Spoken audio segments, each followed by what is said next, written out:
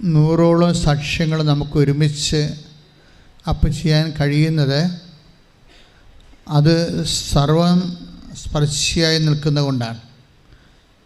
ജീവിതത്തിൻ്റെ എല്ലാ മണ്ഡലങ്ങളും ഒരു വ്യക്തി ഈ കാലത്തിലൂടെ അതിന് കൽപ്പിക്കപ്പെട്ട സ്ഥല സാഹചര്യങ്ങളിലൂടെ കടന്നു പോകുമ്പോൾ ആ വ്യക്തിക്ക് അഭിമുഖീകരിക്കേണ്ടി വരുന്ന ഉദ്വിഗ്നതകൾ, ഉത്കണ്ഠകൾ, ഉള്ളിൽ കത്തുന്ന അവസ്ഥകൾ, ഒറ്റപ്പെട്ടു പോകുന്ന അവസ്ഥകൾ, ശിക്ഷ വാങ്ങിക്കും എന്ന് തോന്നുന്ന അവസ്ഥകൾ, സാമ്പത്തികമായി തകർന്നു പോകുന്ന അവസ്ഥകൾ, ഈ സമയങ്ങളിലെല്ലാം ആണ് ഈ മാനിഫെസ്റ്റേഷൻസ് വരണത്. പ്രകടാത്മകത എന്ന് വെച്ച് കഴിഞ്ഞാൽ ഉടമ്പടി പോലെ ദൈവത്തെ മാനിഫെസ്റ്റ് ചെയ്യാൻ പറ്റുന്ന മറ്റ് പ്രാർത്ഥനാ രൂപങ്ങൾ അത്രയ്ക്ക് ലളിതമല്ല. പരിശുദ്ധ കുർബാന തീർച്ചയായിട്ടും ദൈവത്തിൻ്റെ സമ്പൂർണ്ണ മാനിഫെസ്റ്റേഷൻസ് ആൻഡ് റിയൽ പ്രസൻസ് ഉൾക്കൊള്ളുന്നതാണ്. പക്ഷേ കാത്തലിക്സിൻ്റെ കുർബാനയ്ക്ക് നോൺ കാത്തലിക്സ് ചിലപ്പോൾ കുർബാന പ്രസൻസ് കൊടുക്കത്തില്ല. എന്താ കാര്യം? അത് സാക്രമെൻ്റൽ ബേസ് കൊണ്ട് ഓരോ ചർച്ചിനും അതിൻ്റെ സാക്രമെൻറ്റാലിറ്റീസും സാക്രമെൻസും അതിനോട് ബന്ധപ്പെട്ട വിശ്വാസ സത്യങ്ങളുണ്ട്. അപ്പോൾ കാത്തലിക്സ് ആണെങ്കിൽ ശരിക്കും കൺഫെഷൻ ഈ കൂദാശകളെല്ലാം ഇൻ്റർ കണക്റ്റഡാണ്. കമ്മ്യൂണിയനുമായിട്ട് കണക്ട് ചെയ്ത് പോകുന്നതാണ് കൺഫെഷൻ. അപ്പോൾ ഉടമ്പടിക്കാണെങ്കിൽ കാത്തലിക്സിനോട് വളരെ നിശ്ചിതമായ സമീപനമാണ്. അതായത് കൂദാശ ജീവിക്കുന്നവരെ അതിൻ്റെ പൂർണ്ണമായ ഫലം ഉൾക്കൊണ്ടുകൊണ്ട് സമ്പൂർണ്ണമായി കൂദാശ ജീവിച്ച് അതിലൂടെ ദൈവം കൽപ്പിതമായ ദൈവാനുഗ്രഹത്തിലേക്ക് മുന്നേറാൻ സഹായിക്കുന്നതാണ് കവനൻറ്റ്. അതുകൊണ്ട് 2 ആഴ്ചയിൽ ഒരിക്കൽ കുമ്പസാരിക്കണമെന്നുള്ള സന്യസ്തർക്കും അഭിഷിക്തർക്കും കൊടുത്തിരിക്കുന്ന നിയമം തന്നെയാണ് ഉടമ്പടിയിൽ ലേമേന് കൊടുത്തിരിക്കുന്നത്. അപ്പോൾ നിങ്ങൾക്കറിയാം, സാധാരണ വിശ്വാസികൾക്ക് തന്നിരിക്കുന്ന ഉടമ്പടി നിയമം എന്താണ്?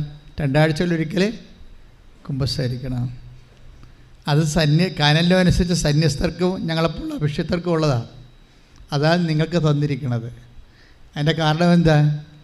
വിശുദ്ധിയിൽ ഇത് വല്ലാതെ കത്തണ സംഭവമാണ് ഉടമ്പടി. എന്ന് ദൈവം മനുഷ്യനുമായിട്ടൊരു എഗ്രിമെൻറ്റിലായിട്ടുണ്ട്. അന്ന് ദൈവം പറഞ്ഞിട്ടുള്ള 2-3 കാര്യങ്ങളുണ്ട്. അതിൽ ഏറ്റവും വലുതായിട്ടുള്ളത് എന്താണ്? ഇപ്പോൾ മോസസിന് ദൈവം അഭിഷേകം ചെയ്യുന്നതിന് മുമ്പ് പറഞ്ഞത് എന്താണ്? നീ ചെരുപ്പിട്ടുകൊണ്ടല്ലേ ഇന്നലെ ആ ഈജിപ്തുകാരനെ കൊന്നത്? ആ ചെരുപ്പ് ഇട്ടുകൊണ്ടാണ് നീ എൻ്റെ മുമ്പിൽ വന്നിരിക്കുന്നത്. അതാണ് പ്രശ്നം. മോസസിനോട് ചെരുപ്പ് വരാൻ പറഞ്ഞില്ലേ? നീ നിൽക്കുന്ന സ്ഥലം വിശുദ്ധമാണ്, നിൻ്റെ കാലിലെ പാദരക്ഷകൾ ഉരുവെക്കാൻ കാരണം. എന്താ കാര്യം? ഇവനീ ചെരുപ്പിട്ടുകൊണ്ടാണ് ഈജിപ്തിൽ നിന്ന് ഓടിപ്പോണ മുമ്പ് ആ ഈജിപ്തുകാരനെ കൊന്ന് മണലിൽ പൂത്തിയത്. അപ്പോൾ കൊലപാതകത്തിൻ്റെ ചെരുപ്പാണ് അവൻ്റെ കാലിൽ കിടക്കുന്നത്. അതും കൊണ്ട് നീ എൻ്റെ മുമ്പിൽ വരാൻ പറ്റത്തില്ല. അപ്പോൾ എവിടെയെല്ലാം ദൈവം നമ്മളെ സഹായിക്കാനും അഭിഷേകം ചെയ്യാനും ശക്തിപ്പെടുത്താനും നോക്കുന്നുണ്ടോ അവിടെയെല്ലാം ദൈവത്തിൻ്റെ ഒരു പ്രീ റെക്വസ്റ്റ് വിശുദ്ധിയാണ്. Take the bed of God. സ്തുതിക്കട്ടെ. ഹല്ലേലൂയ. പുറപ്പാട് 3:5 അവിടുന്ന് അരുളി ചെയ്തു. അവിടുന്ന് അരുളി ചെയ്തു അടുത്തു വരരുത്, നിന്റെ ചെരുപ്പ് അഴിച്ചു മാറ്റുക. എന്തുകൊണ്ടെന്നാൽ നീ നിൽക്കുന്ന സ്ഥലം പരിശുദ്ധമാണ്. ദൈവസാന്നിധ്യത്തിന് മറ്റു സാന്നിധ്യത്തേക്കാൾ വ്യത്യാസമുള്ളത് എന്താണ്? പരിശുദ്ധിയാണ്. അപ്പം നീ ആ പരിശുദ്ധനായ ദൈവവുമായിട്ടാണ് ഇപ്പോഴേ ഉഭയകക്ഷി ഉടമ്പടിയിലേക്ക് വരണത്. നമുക്കൊന്നും താങ്ങാത്ത കാര്യമാണ് നിങ്ങൾ ചെയ്യണത്. പക്ഷേ ഈ കാലങ്ങളിൽ ദൈവത്തിൻ്റെ പ്രത്യേക കൃപ കൊണ്ട് നമ്മൾക്ക് ഒരു പേഴ്സൺ ടു പേഴ്സൺ ബയലാറ്ററൽ എഗ്രിമെൻറ്റിന് നമുക്കൊരവസരം കിട്ടിയെന്ന് പറയണത് കർത്താവിനെ കൈയടിച്ചുകൊണ്ട് നന്ദി പറയുന്നില്ല. ശ്രുതിക്കട്ടെ ഹല്ലേലൂയ. സ്നേഹവലയത്തില് ഞങ്ങളെ ഒട്ടിച്ചേർത്ത് നിർത്തുന്നതിന് നന്ദി പറയുന്നു. ദൈവസ്നേഹത്തിലേക്ക് ഞങ്ങളെ ക്ഷണിക്കുന്നതിന് നന്ദി പറയുന്നു. വിളിക്കുന്നത് ആധ്യാത്മിക ശാസ്ത്രത്തിലെ പ്രധാനപ്പെട്ട പ്രമേയങ്ങളൊന്നാണ് കോൾ ടു ഇൻറ്റിമസി. ക്രിസ്തീയ ആധ്യാത്മിക ശാസ്ത്രത്തിലെ ഏറ്റവും വലിയ ഒരു സ്പിരിച്വൽ എക്സ്പീരിയൻസാണ് കോൾ ടു ഇൻറ്റിമസി. അവൻ്റെ അദമ്യമായ സ്വകാര്യ സ്നേഹത്തിലേക്കുള്ള വിളി. പക്ഷേ അത് ആക്ടിവേറ്റ് ചെയ്യുന്നത് ഏറ്റവും ലളിതമായ ഒരു മാർഗം ഉടമ്പടിയാണ്.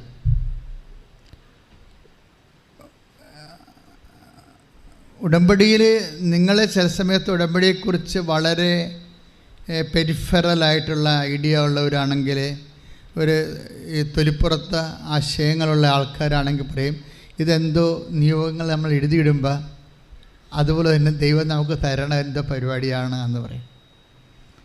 അത് ABCD ആയിട്ടുള്ള ആൾക്കാർ ആ വിശ്വാസത്തിൽ ആ നിലവാരമുള്ളവർ അങ്ങനെ ചിന്തിക്കുന്നതിൽ തെറ്റൊന്നുമില്ല.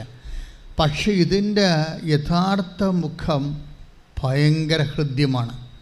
എന്നുവെച്ചാൽ നീയും നിൻ്റെ ദൈവവും തമ്മിൽ നേർക്ക് നേരെ ഒരുമിച്ച് ജീവിക്കാൻ ദൈവം തന്നെ വിഭാവന ചെയ്ത ഒരു ആധ്യാത്മിക ഫോർമുലയുടെ അടിസ്ഥാനത്തിൽ നിങ്ങൾക്ക് ഒരുമിച്ച് ജീവിക്കാൻ സാധിക്കുന്നു എന്നുള്ളതാണ് ഉടമ്പടിയുടെ ഏറ്റവും വലിയ ഒരനുഗ്രഹം. നമ്മൾക്കുണ്ടാകുന്ന ഒരു ഗുണം ആൾക്കാർക്ക് ഇപ്പോൾ ശരവണൻ എന്ന് പറഞ്ഞ് ഇന്നലെ ഒരു അടിപൊളി സാക്ഷ്യമുണ്ട്, ഇന്നിട്ടിട്ടുണ്ട് ഞാനത്. ശരവണൻ്റെ സാക്ഷ്യം എന്ന് വെച്ചാൽ ശരവണൻ സാക്ഷ്യം തുടങ്ങുന്നത് തന്നെ ഞാൻ ഉടമ്പടി എടുത്തപ്പോൾ ഞാൻ മാതാവിനോട് പറഞ്ഞത് ഞാനൊരു സാമൂഹ്യ പ്രവർത്തകനാണ്, അതുകൊണ്ട് തന്നെ ഞാൻ തൊട്ട കേസാണ്. 14 വർഷമുള്ള കേസുണ്ട്, 9 വർഷമുള്ള കേസുണ്ട്, 3 വർഷമുള്ള കേസുണ്ട്. കേസ് കഴിഞ്ഞിട്ട് എനിക്ക് നാട്ടിൽ നിന്ന് പോകാൻ പറ്റണില്ല. പക്ഷേ എൻ്റെ മനസ്സ് പറയുന്നു ഉടമ്പടി എടുക്കുമ്പോൾ മാതാവ് കോടതി വരുമെന്ന്. അപ്പോൾ ശരവണൻ്റെയൊക്കെ നിങ്ങളത് ഒന്ന് ശ്രദ്ധിച്ചാൽ മനസ്സിലാവും ആ മനുഷ്യൻ എന്തുമാത്രം ഫെയ്ത്ത് അതിൻ്റെ അകത്ത് ഇൻവെസ്റ്റ് ചെയ്യുന്നുണ്ടെന്ന്. ഈ ഫ്രഷ് ഹാൻഡ്സ് ഉണ്ടല്ലോ, അടിപൊളിയാണ്. ഫ്രഷ് ഹാൻഡ്സ് എന്ന് പറയുന്നത് ആരാണ്? പുതുതായിട്ട് വിശ്വാസത്തിൻ്റെ വഴികളിലേക്ക് വരുന്ന ആൾക്കാർ നല്ല ഇൻവെസ്റ്റ്മെൻറ്റാണ് അവർ ചെയ്യണത്. കാര്യം വെച്ചാൽ അവർ ഞാൻ പറയുന്ന കാര്യങ്ങളെല്ലാം കുഞ്ഞുങ്ങൾ തേന് കുടിക്കണ പോലെ കുടിക്കും. മറ്റുള്ളവരാണെങ്കിൽ അതിനെക്കുറിച്ച് അവരൊന്ന് വെയിറ്റ് ആൻഡ് സീ ആയിട്ട് നോക്കും. ഈ വെയിറ്റ് ആൻഡ് സീ വരട്ടെ നോക്കട്ടെ, ഇത് ഉടമ്പടിയിൽ അടയാളം കിട്ടുമോ എന്ന് നോക്കട്ടെ, ഇല്ലേ? അടയാളം കിട്ടുമോ എന്ന് നോക്കട്ടെ എന്ന് പറയത്തില്ലേ? ഇത് ഉടമ്പടിയുടെ ഒരു ഡേഞ്ചറായിട്ടുള്ള ഒരു അപ്രോച്ചാണ്, സമീപനമാണ്. നമ്മൾ ആദ്യം പറയും എന്താണ്, ഏതെങ്കിലും ഒരു അടയാളമെങ്കിലും കിട്ടുമോ എന്ന് നോക്കട്ടെ, എന്നിട്ട് ഞാൻ ഇതിൻ്റെ അകത്ത് ഇൻവെസ്റ്റ് ചെയ്യാം. ഇത് നിങ്ങൾക്ക് ചില സമയത്ത് ചിലർക്ക് പറ്റാൻ സാധ്യതയുള്ള ഒരു അപകടമാണ്. നിങ്ങൾ ആരോടാണ് അടയാളം ചോദിക്കണത്? ദൈവത്തോട് അല്ലേ? ദൈവം നിങ്ങളുടെ കുമ്പാരിയാണോ? ഞങ്ങളുടെ ആലപ്പുഴ ഭാഷയിൽ ഉള്ള ഒരു സംഭവമാണ് കുമ്പാരി, കൊച്ചി ഭാഷയിൽ. എന്ന് വെച്ചാൽ തലതൊട്ടപ്പനെ കുമ്പാരി എന്ന് വിളിക്കുന്നത്. കൊമ്പാദർ സഹ, കുമ്പെന്ന് വെച്ചാൽ കൊം എന്നൊക്കെ പറഞ്ഞു കഴിഞ്ഞാൽ സഹ എന്നർത്ഥം. എന്നുവെച്ചാൽ കൂടെയുള്ള ആൾ, കൂടെയുള്ള അപ്പൻ, പകരം അപ്പൻ, സബ്സ്റ്റിറ്റ്യൂട്ട്, ആത്മീയ പിതാവ് എന്നൊക്കെ എൻ്റെ അർത്ഥം. പക്ഷേ ഇതുപോലെ ദൈവത്തിന് നമ്മൾ ഇങ്ങനെ വളരെ ഒരു സിമ്പിളായിട്ട് കാണുന്നവരാണ് ഈ ഒച്ചിനെപ്പോലെ ഇരിക്കുന്ന മനുഷ്യൻ. ഒരു കൃമികിടത്തിനേക്കാളും വിലയില്ലാത്തൊരു മനുഷ്യൻ ദൈവത്തിനുകൊണ്ട് അടയാളം ചോദിക്കുന്നത് എന്ത് ബേസിലാണ്? താൻ ആരോ ആണെന്നുള്ള അഹങ്കാരത്തിൻ്റെ ബേസിലാണല്ല. പിന്നെ എങ്ങനെ ദൈവത്തോട് അടയാളം ചോദിക്കണേ? ബുദ്ധിയും ബോധമുള്ളവൻ ദൈവത്തോട് അടയാളം ചോദിക്കുമോ? നമ്മൾ ആരാണ്? ദൈവത്തിൻ്റെ അയൽവാസിയാണോ? പിന്നെ നമുക്കുള്ള ബന്ധമെന്ന് പറയണത് നമ്മൾക്കൊരു ബന്ധമുള്ളത് വെച്ചാൽ ദൈവം നമുക്ക് വേണ്ടി ഇൻവെസ്റ്റ് ചെയ്യാൻ തയ്യാറായി. അവൻ ക്രൂശിക്കപ്പെടാനും അവൻ്റെ മരണം നമുക്ക് വേണ്ടി മരിക്കുവാനും അവൻ തയ്യാറായപ്പോൾ അവൻ നമ്മളെ ആരുമായിട്ട് കാണുന്നു, വിലയുള്ളവനായിട്ട് കാണുന്നു. അപ്പോൾ ക്രിസ്തു അനുഭവിച്ച പീഡാസനങ്ങളുടെ ബേസ്മെൻറ്റിലാണ് നമ്മൾക്ക് ഒരു ദൈവത്തിൻ്റെ തിരുസന്നിധിയിൽ ഒരു നിലനിൽപ്പ് കിട്ടിയിരിക്കുന്നത്. പക്ഷെ ആ നിലനിൽപ്പ് വീണ്ടും നമ്മൾ അടയാളം ചോദിച്ചുകൊണ്ട് ആ നിലനിൽപ്പിന് കളങ്കം ചാർത്തരുത്. എന്താ ഞാൻ പറയണതിൻ്റെ അർത്ഥം നിങ്ങൾക്ക് മനസ്സിലായോ? ഉടമ്പടി എടുക്കുന്നവർ ആദ്യം നിങ്ങളോട് ആ നിബന്ധനകൾ നിങ്ങൾ നിറവേറ്റണം മര്യാദയ്ക്ക്. അടയാളം പിന്നെ വരും. നമ്മൾ ദൈവത്തിന് അടയാളം ചോദിച്ചു കഴിഞ്ഞാൽ നമ്മൾ ദൈവത്തെ പരീക്ഷിക്കണ പോലെ വരത്തില്ലേ? അവിടെ പ്രശ്നം വരും. അങ്ങനെ ചോദിക്കരുത്. ഞാൻ നിങ്ങളെ വഴക്കിടുകയൊന്നുമല്ല, നിങ്ങളെ ബുദ്ധിമോശം കാണിക്കരുതെന്ന് പറയുകയാണ്. അടയാളത്തിന് വല്ല ദൈവം ഒരിക്കലും നിങ്ങളുടെ ഉടമ്പടി അക്സെപ്റ്റ് ചെയ്താൽ നമ്മൾ അണക്കെട്ട് തുറന്നു വിട്ടിരിക്കണ പോലുള്ള അനുഭവമാണ്. അത്രക്ക് ആണ് നമുക്ക് ദൈവം നമ്മളെ അനുഗ്രഹിക്കും. ഇപ്പോൾ ശരവണൻ്റെ കേസ് പെട്ടത്, ശരവണൻ്റെ കേസ് എന്താണ്? അദ്ദേഹം സാമൂഹ്യ പ്രവർത്തനകാരന് ഒരു ട്രിവാൻഡ്രത്താണ്.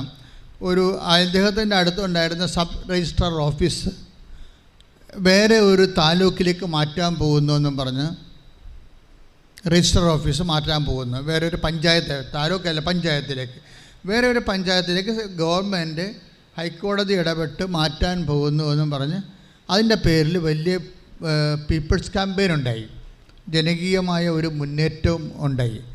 പക്ഷേ ഹൈക്കോടതി വിധിയായത് കാരണം മുന്നേറ്റത്തിൽ പങ്കെടുത്ത ആൾക്കാരെല്ലാം പ്രതികളായി, എല്ലാവരും പ്രതികളായി.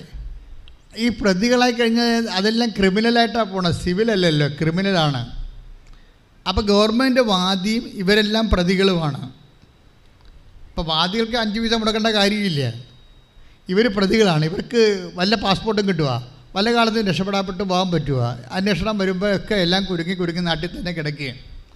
ഇതിങ്ങനെ ഒരു കേസല്ല, അങ്ങനെ 9 കൊല്ലം പഴക്കമുള്ള കേസുണ്ട്. അതുപോലെ തന്നെ 3 കൊല്ലം പഴക്കമുള്ള കേസെല്ലാം വ്യത്യസ്തമായ കേസുകളാണ് ഉള്ളത്. 3 കൊല്ലം പഴക്കമുള്ള കേസ് ആ നാട്ടിൽ തന്നെയുള്ള ഒരു ക്ഷേത്രസമിതിയുമായിട്ടുള്ള കേസാണ്. 9 കൊല്ലം പഴക്കമുള്ള കേസെന്ന് പറയുന്നത് ഒരു സ്ഥലം വാങ്ങിക്കാൻ പുള്ളിക്കാരൻ ഒരു സ്ഥലം വാങ്ങിച്ചു. അപ്പോൾ ആ സ്ഥലം നേരത്തെ കണ്ടുവെച്ചെന്നൊരു വാങ്ങിക്കാൻ ആഗ്രഹിച്ച ആൾക്കാരുണ്ടായിരുന്നു.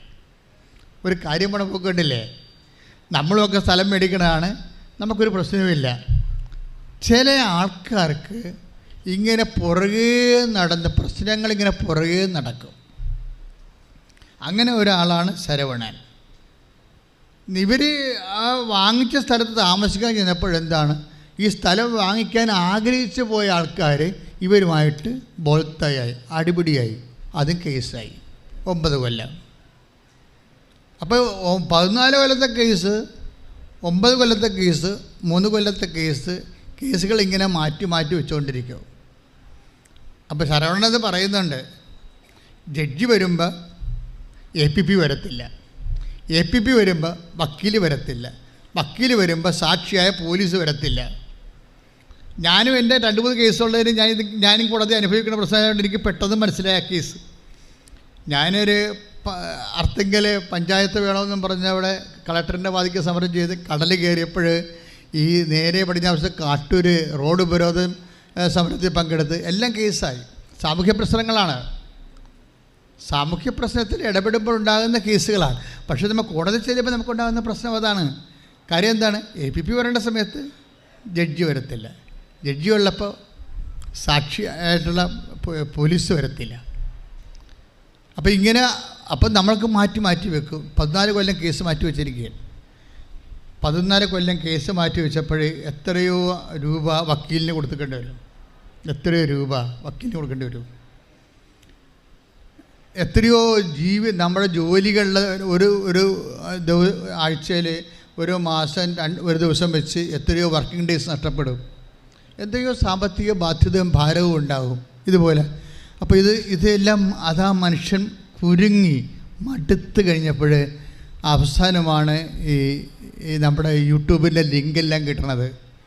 അപ്പോൾ അദ്ദേഹം ഇവിടെ വന്ന് കാര്യങ്ങളൊക്കെ നോക്കി നടന്ന് മനസ്സിലാക്കി മനസ്സിലാക്കിയപ്പോൾ അദ്ദേഹത്തെ മനസ്സിലായി ഈ സഞ്ചാരി മാതാവ് എങ്ങനെ ജഡ്ജിയോട് വന്ന് നേരിട്ട് സംസാരിക്കണമെങ്കിൽ എൻ്റെ പ്രശ്നം തീരും. പ്രശ്നമാണ് ഒരു മനുഷ്യൻ ഇവിടെ വരുമ്പോൾ ചില ആൾക്കാർ ഇവിടെ വന്ന് കറങ്ങിത്തിരിഞ്ഞ് നോക്കിയെന്ന് വെച്ചാൽ പറയും ഇവിടെ അവിടെ കച്ചവടം ഇവിടെ കച്ചവടം എടുത്തിട്ട് ബിസിനസ് സെൻറ്റർ പോലെ തോന്നാറില്ല എന്ന് പറഞ്ഞിട്ട് അങ്ങനെ സാക്ഷ്യം പറഞ്ഞിട്ടുണ്ട്. ഞങ്ങളാണ് ഇവിടെ കുർബാനപ്പണം പോലും എഴുതി വെച്ചിട്ടില്ല, കുർബാനപ്പണം മെഡിക്കൽ സ്ഥലമൊന്നും പോലും എഴുതി വെച്ചിട്ടില്ല. എന്നാലും ചിലർക്ക് ആ കണ്ണോടുകൂടി കാണുന്നവർക്ക് അങ്ങനെ തോന്നും. പക്ഷേ ശരവണന് മനസ്സിലായത് ഈ സഞ്ചാരി മാതാവ് എങ്ങാനും ജഡ്ജിയോട് വന്ന് സംസാരിക്കുകയാണെങ്കിൽ എൻ്റെ പ്രശ്നം തീരുമെന്ന്. അത് പറഞ്ഞാണ് അദ്ദേഹം ഉടമ്പടി എടുക്കുന്നത്. ഉടമ്പടി എടുത്തിട്ട് ഈ മനുഷ്യൻ ഈ വിഷയത്തിൽ തന്നെ അമ്മയെ ജഡ്ജിയെ കാണണം, APPയെ കാണണം, അതുപോലെ തന്നെ വക്കീലിനെ കാണണം. ഇവരെല്ലാം കൂടി ഒരുമിച്ച് വന്ന് എൻ്റെ കേസ് തള്ളിപ്പോണം, അമ്മ തന്നെ കോടതി വരണം. ഇത് നമ്മൾ പറയുമ്പോൾ വളരെ നമുക്ക് ആ മനുഷ്യൻ സാക്ഷ്യം പറയുമ്പോൾ നമുക്ക് മനസ്സിലാകും ഇത് ചങ്കെക്കൊണ്ടുള്ള ഒരു ഏർപ്പാടാണെന്ന്. ചില ആൾക്കാർക്ക് ഉടമ്പടി ചുണ്ടെക്കൊണ്ടുള്ള ഏർപ്പാടാണ്. എന്തോ ഒരു പ്രത്യക്ഷയുടെ പ്രാർത്ഥന ചൊല്ലിയിട്ട് അവരാ പടം മടക്കി വെക്കും. അത്രേ ചെയ്യത്തുള്ളൂ. ഉടമ്പടിയിൽ രാവിലെ എഴുന്നേറ്റ് നീലത്തിരി കത്തിച്ച് പ്രത്യക്ഷയുടെ പ്രാർത്ഥന എന്ന് പറയും. പ്രാർത്ഥന ചൊല്ലിയ അവരെ അതുകൊണ്ട് ക്ലോസ് ചെയ്യും. അതാണ് ചുണ്ടെക്കൊണ്ട് ചെല്ലണത്. ഈ ജന്മം ഉടമ്പടി എടുത്താൽ നിങ്ങൾ രക്ഷപ്പെടത്തില്ല. കാര്യം എന്താണ്? ഉടമ്പടിയുടെ കാമ്പിലേക്ക് പോകുന്നില്ല. ആ ചുണ്ട് കൊണ്ടുള്ളൊരു വ്യാപാരം കൊണ്ട് ചാപ്റ്റർ ക്ലോസ് ചെയ്യുകയാണ്, വർക്കൗട്ട് ചെയ്യത്തില്ല. ഇത് ശരവണൻ ചുണ്ടെക്കൊള്ളുകയല്ല, ചങ്കെക്കൊള്ളുകയാണ്. അമ്മ ഓഫീസിൽ വരുമെന്നും ജഡ്ജിയെ കാണുമെന്നും ആ മനുഷ്യൻ വിശ്വസിക്കുന്നു. വിശ്വസിക്കുക മാത്രമല്ല, അമ്മയോട് പറയുകയും ചെയ്യും അമ്മ വരണം, അമ്മ വന്നില്ലെങ്കിൽ എനിക്ക് നിലനിൽപ്പില്ല, അമ്മ വന്നില്ലെങ്കിൽ. പക്ഷേ അമ്മ വന്നില്ലെന്ന് വെച്ച് കഴിഞ്ഞാൽ നിലനിൽപ്പില്ലെന്ന് പറയുമ്പോൾ ഒരു വിശ്വാസി അമ്മയോട് വളരെ പൈതൃകമായ മാതൃത്വപരമായിട്ട് ആ ഒരു മൈൻഡ് സെറ്റോടു കൂടി നമ്മളെ വിശ്വസിച്ച് അമ്മയോട് നമ്മുടെ ജീവിതം ഏകിപ്പിക്കുമ്പോൾ എന്താ സംഭവിക്കണത്? ഈ ശരവണൻ്റെ കോടതിയിൽ മാതാവ് ചെല്ലും. ഒരു കേസല്ല, ആ 14 കൊല്ലമുള്ള കേസും 9 കൊല്ലമുള്ള കേസും 3 കൊല്ലമുള്ള കേസും എത്രയും പെട്ടെന്ന് കോൾ ഫോർ ചെയ്ത് തീർപ്പാക്കിയിട്ട് മൊത്തം പിരിച്ചുവിട്ട് ഈ മനുഷ്യൻ ഫ്രീ ആകും. കൈയിട്ടിച്ച് കർത്താൻ. നിങ്ങൾ ആദ്യം ചിന്തിച്ചത് ഒരു കേസ് 14 കൊല്ലത്തെ കേസ് മാറിയത്. അങ്ങനെയല്ല, വിതിൻ നോ ടൈം, ഷോർട്ട് ടൈമിലാണ്. സമയച്ചുരുക്കം ഉടമ്പടിയുടെ ഏറ്റവും പ്രധാനപ്പെട്ട മുഖമ്മതുകളൊന്നാണ് സമയച്ചുരുക്കം. ഈ സമയച്ചുരുക്കം 14 കൊല്ലത്തെ വിഷയം, 9 കൊല്ലത്തെ വിഷയം, 3 കൊല്ലത്തെ വിഷയം പല പല കോടതിയിലാണ്. എല്ലാ കോടതി, അതായത് 3ാമത്തെ കേസ് ചെയ്യുമ്പോൾ ഇവനിങ്ങനെ ഉടമ്പടി കാശുരൂപ ഇങ്ങനെ മുത്തിക്കൊണ്ട് ആണ് പ്രാർത്ഥിക്കണത്, പ്രത്യക്ഷീകരണ പ്രാർത്ഥിച്ചാലണത്. എനിക്ക് വേറെ ഓപ്ഷനൊന്നുമില്ല. കാര്യം SA ആണ് വിളിപ്പിച്ചിരിക്കുന്നത്. SA വിളിപ്പിച്ചിരിക്കുമ്പോൾ കേസ് കൊടുത്ത ആൾക്കാരുടെ പക്ഷത്ത് SA നിൽക്കരുത്. അമ്മ SAയോട് പറയണം, അവർക്ക് സംസാരിക്കാൻ അമ്മ ഒരു അവസരം കൊടുക്കരുത്. അവർ ചോദിക്കുക മാത്രമേ ചെയ്യാവൂ. ഈ ടേംസ് ആൻഡ് കണ്ടീഷൻസൊക്കെ ഫിറ്റ് ചെയ്യണമെന്നറിയാവോ? അതായത് ചോദിച്ചു വരുമ്പോൾ ആരെങ്കിലും നുണ പറയും, പിന്നെ അതിനെ ഉറപ്പിക്കാൻ വേണ്ടി അവർ വേറെ നുണ പറയും, പിന്നെ ഇത് ഇവിടെ ചെന്ന് എത്താൻ വരും. പക്ഷേ എന്നാ പറ്റിയണത്? ഈ ശരവണൻ പറഞ്ഞ പോലെ തന്നെ അവനോട് പറഞ്ഞിട്ടുണ്ട്, അമ്മ പറഞ്ഞിട്ടുണ്ട്, ഞാൻ അവരെ കൊണ്ട് സംസാരിപ്പിക്കത്തില്ലെന്ന്. എന്നിട്ട് ഈ മനുഷ്യൻ ഈ ഉടമ്പടി കാശുരൂപ മുത്തിക്കൊണ്ട് പ്രത്യക്ഷീകരണ പ്രാർത്ഥന ചൊല്ലിക്കൊണ്ടേയിരിക്കും. അവിടെ നിന്നുണ്ട് വിശ്വാസം പ്രയോഗിക്കുന്നതാണ് പ്രശ്നം. നമുക്കറിയാം വിശ്വാസത്തെ പ്രയോഗിക്കുന്ന രീതികൾ, അതിൻ്റെ അകത്ത് നമ്മുടെ സിൻസിയറിറ്റി വേണം.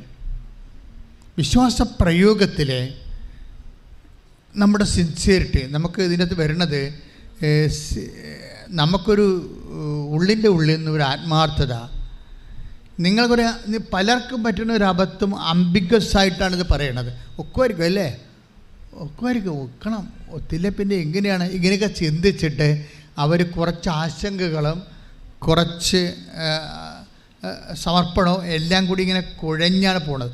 അങ്ങനെ ഈ മനുഷ്യനെ അങ്ങനെയല്ല, ഇത് പൂർണ്ണമായിട്ട് അങ്ങനെ വിശ്വസിക്കുകയാണ്. വിശ്വസിച്ചിട്ട് അമ്മയോട് സംസാരിക്കുകയാണ്. അതൊരു ഇൻറ്റിമസിയുടെ ലെവലിലേക്ക് അത് കാര്യങ്ങൾ മാറും. അപ്പോൾ പറയും, ഞാൻ SIയോട് സംസാരിക്കും, മറ്റുള്ളവരെ നിൻ്റെ മുമ്പിൽ വെച്ച് തന്നെ അവർ മൂന്ന് വഴിക്ക് പോകണമെന്നൊക്കെ കാണാം എന്നൊക്കെ ശരവണൻ സാക്ഷ്യത്തെ പറയുന്നുണ്ട്. അതുപോലെ തന്നെ സംഭവിക്കും. എന്നുവെച്ചാൽ നമ്മൾ ദൈവമായിട്ട് സിൻസിയറായിട്ട് ഒരു ഇൻറ്റിമസി ആയ, അതിന് ശരവണൻ പറഞ്ഞ കേസ് എന്ന് വെച്ച് കഴിഞ്ഞാൽ, നമ്മുടെ ഉള്ളിൽ കള്ളമില്ലെങ്കിൽ, കേസിൽ കള്ളമില്ലെങ്കിൽ ദൈവം നമ്മുടെ കൂടെ നിൽക്കും. മനസ്സിലായി? അതാണ് പറയണത്. എന്തെങ്കിലും കള്ളക്കേസ് കൊടുത്തിട്ട് സഞ്ചാരി മാതാവ് കോടതി അവനെന്നൊക്കെ പറഞ്ഞാൽ മിക്കവാറും പണിയായിരിക്കും. അങ്ങനെയല്ല, നമ്മുടെ ഉള്ളിൽ കള്ളമില്ല. ശരവണൻ അത് കൃത്യമായിട്ട് പറയുന്നുണ്ട്. നമ്മുടെ ഉള്ളിൽ കള്ളമില്ലെങ്കിൽ, നമ്മൾ കൊടുത്തിരിക്കുന്ന സത്യത്തിൻ്റെ ഭാഗത്താണ് നമ്മളെങ്കിൽ, ഉടമ്പടിയിൽ ദൈവം നമ്മുടെ കൂടെ കേസിൻ്റെ കൂടെ വരും. അതുകൊണ്ട് ആ സാക്ഷ്യം അവസാനിക്കുന്നത്, ഞാൻ നിത്യവും ജീവിച്ചിരിക്കുന്നിടത്തോളം കാലം പ്രത്യക്ഷീകരണത്തിൻ്റെ സാക്ഷിയായി ജീവിക്കുമെന്നാണ്. കൈയിടിച്ച് കർത്താവിൽ. ഈ പ്രസൻസ് എന്തുകൊണ്ടാണ് ഇങ്ങനെ പ്രസൻസ് സംഭവിക്കണത്? സാന്നിധ്യം സംഭവിക്കുന്നത് എന്തുകൊണ്ടാണ്? സാന്നിധ്യം നമുക്ക് ഉടമ്പടി എടുക്കുമ്പോൾ നമ്മുടെ ജീവിത മണ്ഡലങ്ങളിൽ, നമ്മൾ ഒറ്റപ്പെട്ടു പോകുന്ന സാഹചര്യങ്ങളിൽ, നമ്മൾ വേദനപ്പെട്ട് പോകുന്ന സാഹചര്യങ്ങളിൽ എന്തുകൊണ്ടാണ് ദൈവത്തിൻ്റെ സാന്നിധ്യം പ്രകടമാകണത്? അതിൻ്റെ കാരണം അത് വാഗ്ദാനത്തിൻ്റെ ഭാഗമായത് കൊണ്ടാണ്. ഉടമ്പടി എന്തിനെ അടിസ്ഥാനപ്പെടുത്തിയ പ്രാർത്ഥനയാണ്? ദൈവത്തിൻ്റെ വാഗ്ദാനങ്ങളെ അടിസ്ഥാനപ്പെടുത്തിയ പ്രാർത്ഥനയാണ്. വാഗ്ദാനം എന്താണ്? വാഗ്ദാനം തന്നെ എത്രയോ പ്രാവശ്യം വാഗ്ദാനത്തിലുണ്ട്. I will come with you എന്ന്. ഇപ്പോൾ ഐസയായുടെ വാഗ്ദാനം എന്താ? ഐസയായുടെ തിരുവചനങ്ങൾ 41:10. ശ്രദ്ധിക്കട്ടെ. ഹല്ലേലൂയ.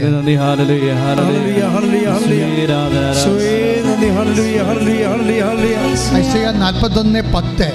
ഭയപ്പെടേണ്ട, ഏറ്റു പറഞ്ഞ ഭയപ്പെടേണ്ട, ഞാൻ നിന്നോട് കൂടെയുണ്ട്, സംഭ്രമിക്കേണ്ട, ഞാനാണ് നിന്റെ ദൈവം. ഒന്ന് പറഞ്ഞേ, ഭയപ്പെടേണ്ട, ഞാൻ നിന്നോട് കൂടെയുണ്ട്, സംഭ്രമിക്കേണ്ട, ഞാനാണ് നിന്റെ ദൈവം. നെക്സ്റ്റ് വേഴ്സിൽ ശ്രദ്ധിക്കട്ടെ. ഹല്ലേലൂയ. ഞാൻ നിന്റെ കൂടെയുണ്ട്, സംഭ്രമിക്കേണ്ട, ഞാനാണ് നിന്റെ ദൈവം. ഞാൻ നിന്നെ ശക്തിപ്പെടുത്തുകയും സഹായിക്കുകയും ചെയ്യാം. എന്റെ വിജയകരമായ വലതു കരത്താൽ ഞാൻ നിന്നെ താങ്ങി നിർത്തും. ഇതിനകത്ത് കുറേ വാഗ്ദാനങ്ങളുണ്ട്. ഈ പ്രസൻസ്, ദൈവത്തിൻ്റെ സാന്നിധ്യം വെറുതെ ഒരു കേവലമായ ഇനാക്റ്റീവ് പ്രസൻസ് അല്ല. ദൈവത്തിൻ്റെ സാന്നിധ്യം എന്തിനു വേണ്ടിയാണെന്ന് പറയുന്നുണ്ട്. എന്താണ് പറയുന്നത്? അതായത് ഭയപ്പെടേണ്ട, ഞാൻ നിൻ്റെ കൂടെയുണ്ട്, നീ സംഭ്രമിക്കേണ്ട. ഇപ്പം എന്തൊരു സംഭ്രമമാണ് കേസിലൊക്കെ അകപ്പെട്ട് കഴിഞ്ഞാൽ ഉണ്ടാകുന്ന. ശരവണയെ 3 കേസല്ലേ ഉണ്ടാകുന്നു. അപ്പോൾ സ്വാഭാവിക സംഭ്രമം ഉണ്ടാകും. പല ജീവിതത്തിൽ നമുക്കുണ്ടാകുന്ന പ്രതികൂലമായ പ്രതികൂല സാഹചര്യങ്ങളെല്ലാം നമുക്കുണ്ടാക്കുന്ന സംഭ്രമമാണ്. ഈ സംഭ്രമത്തിന് ഉണ്ടാകുന്ന ഒരു ഒറ്റമൂലി തന്നെയാണ് ഉടമ്പടി എന്ന് പറയുന്നത്. ആ ഉടമ്പടിയിൽ ആ സംഭ്രമം എങ്ങനെയാണ് ഏറ്റെടുക്കുന്നത്? ദൈവം തൻ്റെ പ്രസൻസ് കൊണ്ടാണ്. ഉടമ്പടി എന്തുമാത്രം പ്രസൻസാണ് പറയണത്. പ്രസൻസ് വ്യത്യസ്തമായ മേഖലകളിലൊക്കെ പ്രസൻസ് പറയണില്ലേ? അത് ദൈവ സാന്നിധ്യമാണ്. അപ്പോൾ അതുകൊണ്ടാണ് ചില പറയില്ലേ, ഉടമ്പടി എടുത്തപ്പോൾ തന്നെ എനിക്കൊരു ധൈര്യമായി. എന്താ ഉടമ്പടി എടുത്തപ്പോൾ ധൈര്യമായത്? ഇനി ദൈവം നോക്കിക്കൊള്ളുമെന്ന്. എൻ്റെ കാര്യം എന്ത് വിഷയമായാലും ഇനി ദൈവം എൻ്റെ കൂടെയുണ്ട്. അതുകൊണ്ട് ആൾക്കാരെ, ഉടമ്പടി എടുക്കുന്നവർ വളരെ കൃത്യമായിട്ടാണ് ആ സംഭവം എടുക്കുന്നത്. എടുത്തിട്ട് അവർ ദൈവത്തെ കൂടെ നിർത്താൻ പറ്റുന്ന, ഇപ്പം നമ്മൾ ദൈവം കൂടെ നിൽക്കുന്നത് കൊണ്ടാണല്ലോ നമ്മൾ വിശുദ്ധി പാലിക്കണമെന്ന് പറയണത്. അതാണ് പ്രശ്നം. നമ്മൾ എന്തുകൊണ്ടാണ് വിശുദ്ധി പാലിക്കണമെന്ന് പറയണത്? കരിസ്മാരിക് ധ്യാനത്തിലുള്ള വിശുദ്ധി പാലിക്കണമെന്ന് പറയുന്ന ഉദ്ദേശത്തിലല്ല ഉടമ്പടി പറയണത്. ഉടമ്പടിയുടെ വാഗ്ദാനത്തിൻ്റെ ബേസിലാണ് വിശുദ്ധി പാലിക്കാൻ പറയണത്. വാഗ്ദാനം എന്താണ്? വാഗ്ദാനം ഇപ്പോൾ 17:1 1-2 നീ എൻ്റെ മുമ്പാകെ ഉണ്ടാകണം. എന്താണ്? നീ എൻ്റെ മുമ്പാകെ ഉണ്ടാകണം, പിന്നെ വിശുദ്ധിയിൽ വ്യാപരിക്കണം. ഇപ്പോൾ ദൈവം ഇപ്പം മോശസിനോടും പറയണതും എബ്രഹാത്തിനോടും പറയണതും പ്രസൻസിനെ കുറിച്ചാണ്. ദൈവത്തിൻ്റെ ഉടമ്പടി എടുക്കുമ്പോൾ മറ്റേത് പ്രാർത്ഥന എടുത്താലും ഈ പ്രസൻസ് അതിൻ്റെ അകത്ത് വിളിച്ച് പറഞ്ഞിട്ടില്ല. ഇപ്പം നിങ്ങൾ പറയത്തില്ലേ, പ്രമാണത്തിൽ അച്ഛാ വീട് വെക്കാൻ പറ്റണില്ല, അച്ഛാ ഇത് വിൽക്കാൻ പറ്റണില്ല, ഈ സ്ഥലം ചില പറയും അച്ഛാ ഈ സ്ഥലം വിൽക്കാൻ പറ്റണില്ല. എന്താണ് കാരണം? അതിൻ്റെ വഴി പ്രമാണത്തിൽ വിളിച്ച് പറഞ്ഞിട്ടില്ലെന്ന്. അതാണ് പ്രശ്നം. ഉടമ്പടി എന്ന് പറയുമ്പോൾ ഉടമ്പടിയിൽ വിളിച്ച് പറഞ്ഞിട്ടുള്ള സംഭവമാണ്. എന്താണ്? പ്രസൻസ്. അപ്പോൾ ഉടമ്പടി എടുക്കുമ്പോൾ നിങ്ങൾ ഓർക്കണം പ്രസൻസ്. നിങ്ങൾക്കറിയാമല്ലോ, അതായത് മോസസ് മരിക്കാൻ പോകുന്ന ഒരു സമയമുണ്ട്. മോസസ് ഉടമ്പടിയുടെ ഏറ്റവും ശക്തരായ പ്രവാചകന്മാരിൽ ഒരാളാണ് മോസസ്. മോസസ് ഒരു ജനതയെ മരുഭൂമിയിൽ എങ്ങും എത്താതെ നിൽക്കുകയാണ്. വാഗ്ദാന നാട്ടിലെത്തിയിട്ടില്ല, ജോർദാൻ പോലും കടന്നിട്ടില്ല. ആ സമയത്ത് വെച്ച് മൊവാബിൽ വെച്ച് മോസസ് മരിക്കാനാകുമ്പോൾ ജോഷുവാനെ വിളിച്ച് പറയുന്ന കുറച്ച് കാര്യങ്ങളുണ്ട്. നമുക്ക് ജോഷുവയുടെ സ്തുതിയുടെ മക്കളെ മഹത്വം മഹത്വം ആരാധന ആരാധന. Hallelujah hallelujah. 31 നിയമാവർത്തനം 31:3 ശ്രുതികട്ടെ. ഹല്ലേലൂയ ഹല്ലേലൂയ ഹല്ലേലൂയ ഹല്ലേലൂയ. നിയമാവർത്തനം 31:3. നിയമാവർത്തനം 31:3.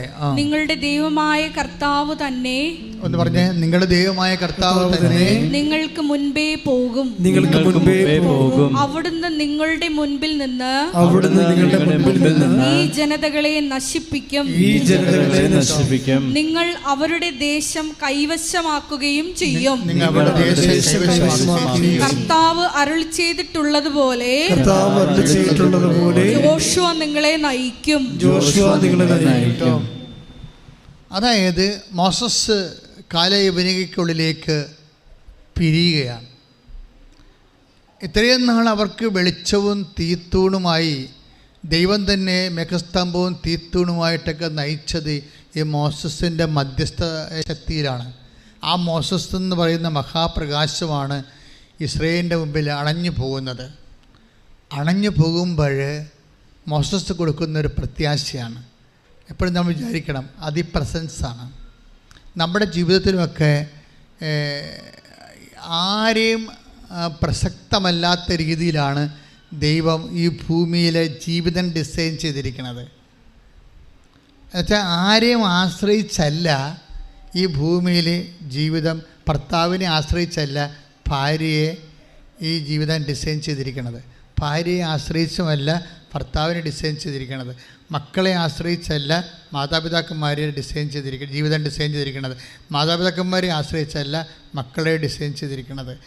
എന്താ പ്രശ്നം വെച്ച് കഴിഞ്ഞാൽ, നമ്മൾക്ക് ആ പാഠം നമ്മൾ പഠിക്കാത്ത കൊണ്ടാണ് ആരെങ്കിലും ഒരാൾക്ക് രോഗം വന്നു, അയ്യോ ഞാനെന്ത് ചെയ്യുവേ, ഈ അതിയായി എങ്ങാനും അസുഖം വന്നാൽ പിന്നെ വീട്ടിലെങ്ങനെ കഞ്ഞി വെക്കുമെന്ന് പറഞ്ഞ് കാറി നിലവിളിച്ച് അതിയാന് രോഗം വന്ന് മരിക്കണമെന്ന് ആത്മഹത്യ ചെയ്യാൻ പോണ ഭാര്യമാരില്ലേ? അതാണ് പ്രശ്നം. അത് പ്രശ്നമാണ്. ജീവിതമെന്ന് പറഞ്ഞ ഒരു നിലപാടാണ്. വിശ്വാസി എന്ന് പറയണത് വേറൊരു വിഷയമാണ്. ഇപ്പം എന്താ, മോസസ് മരിക്കാൻ പോവുകയാണ്.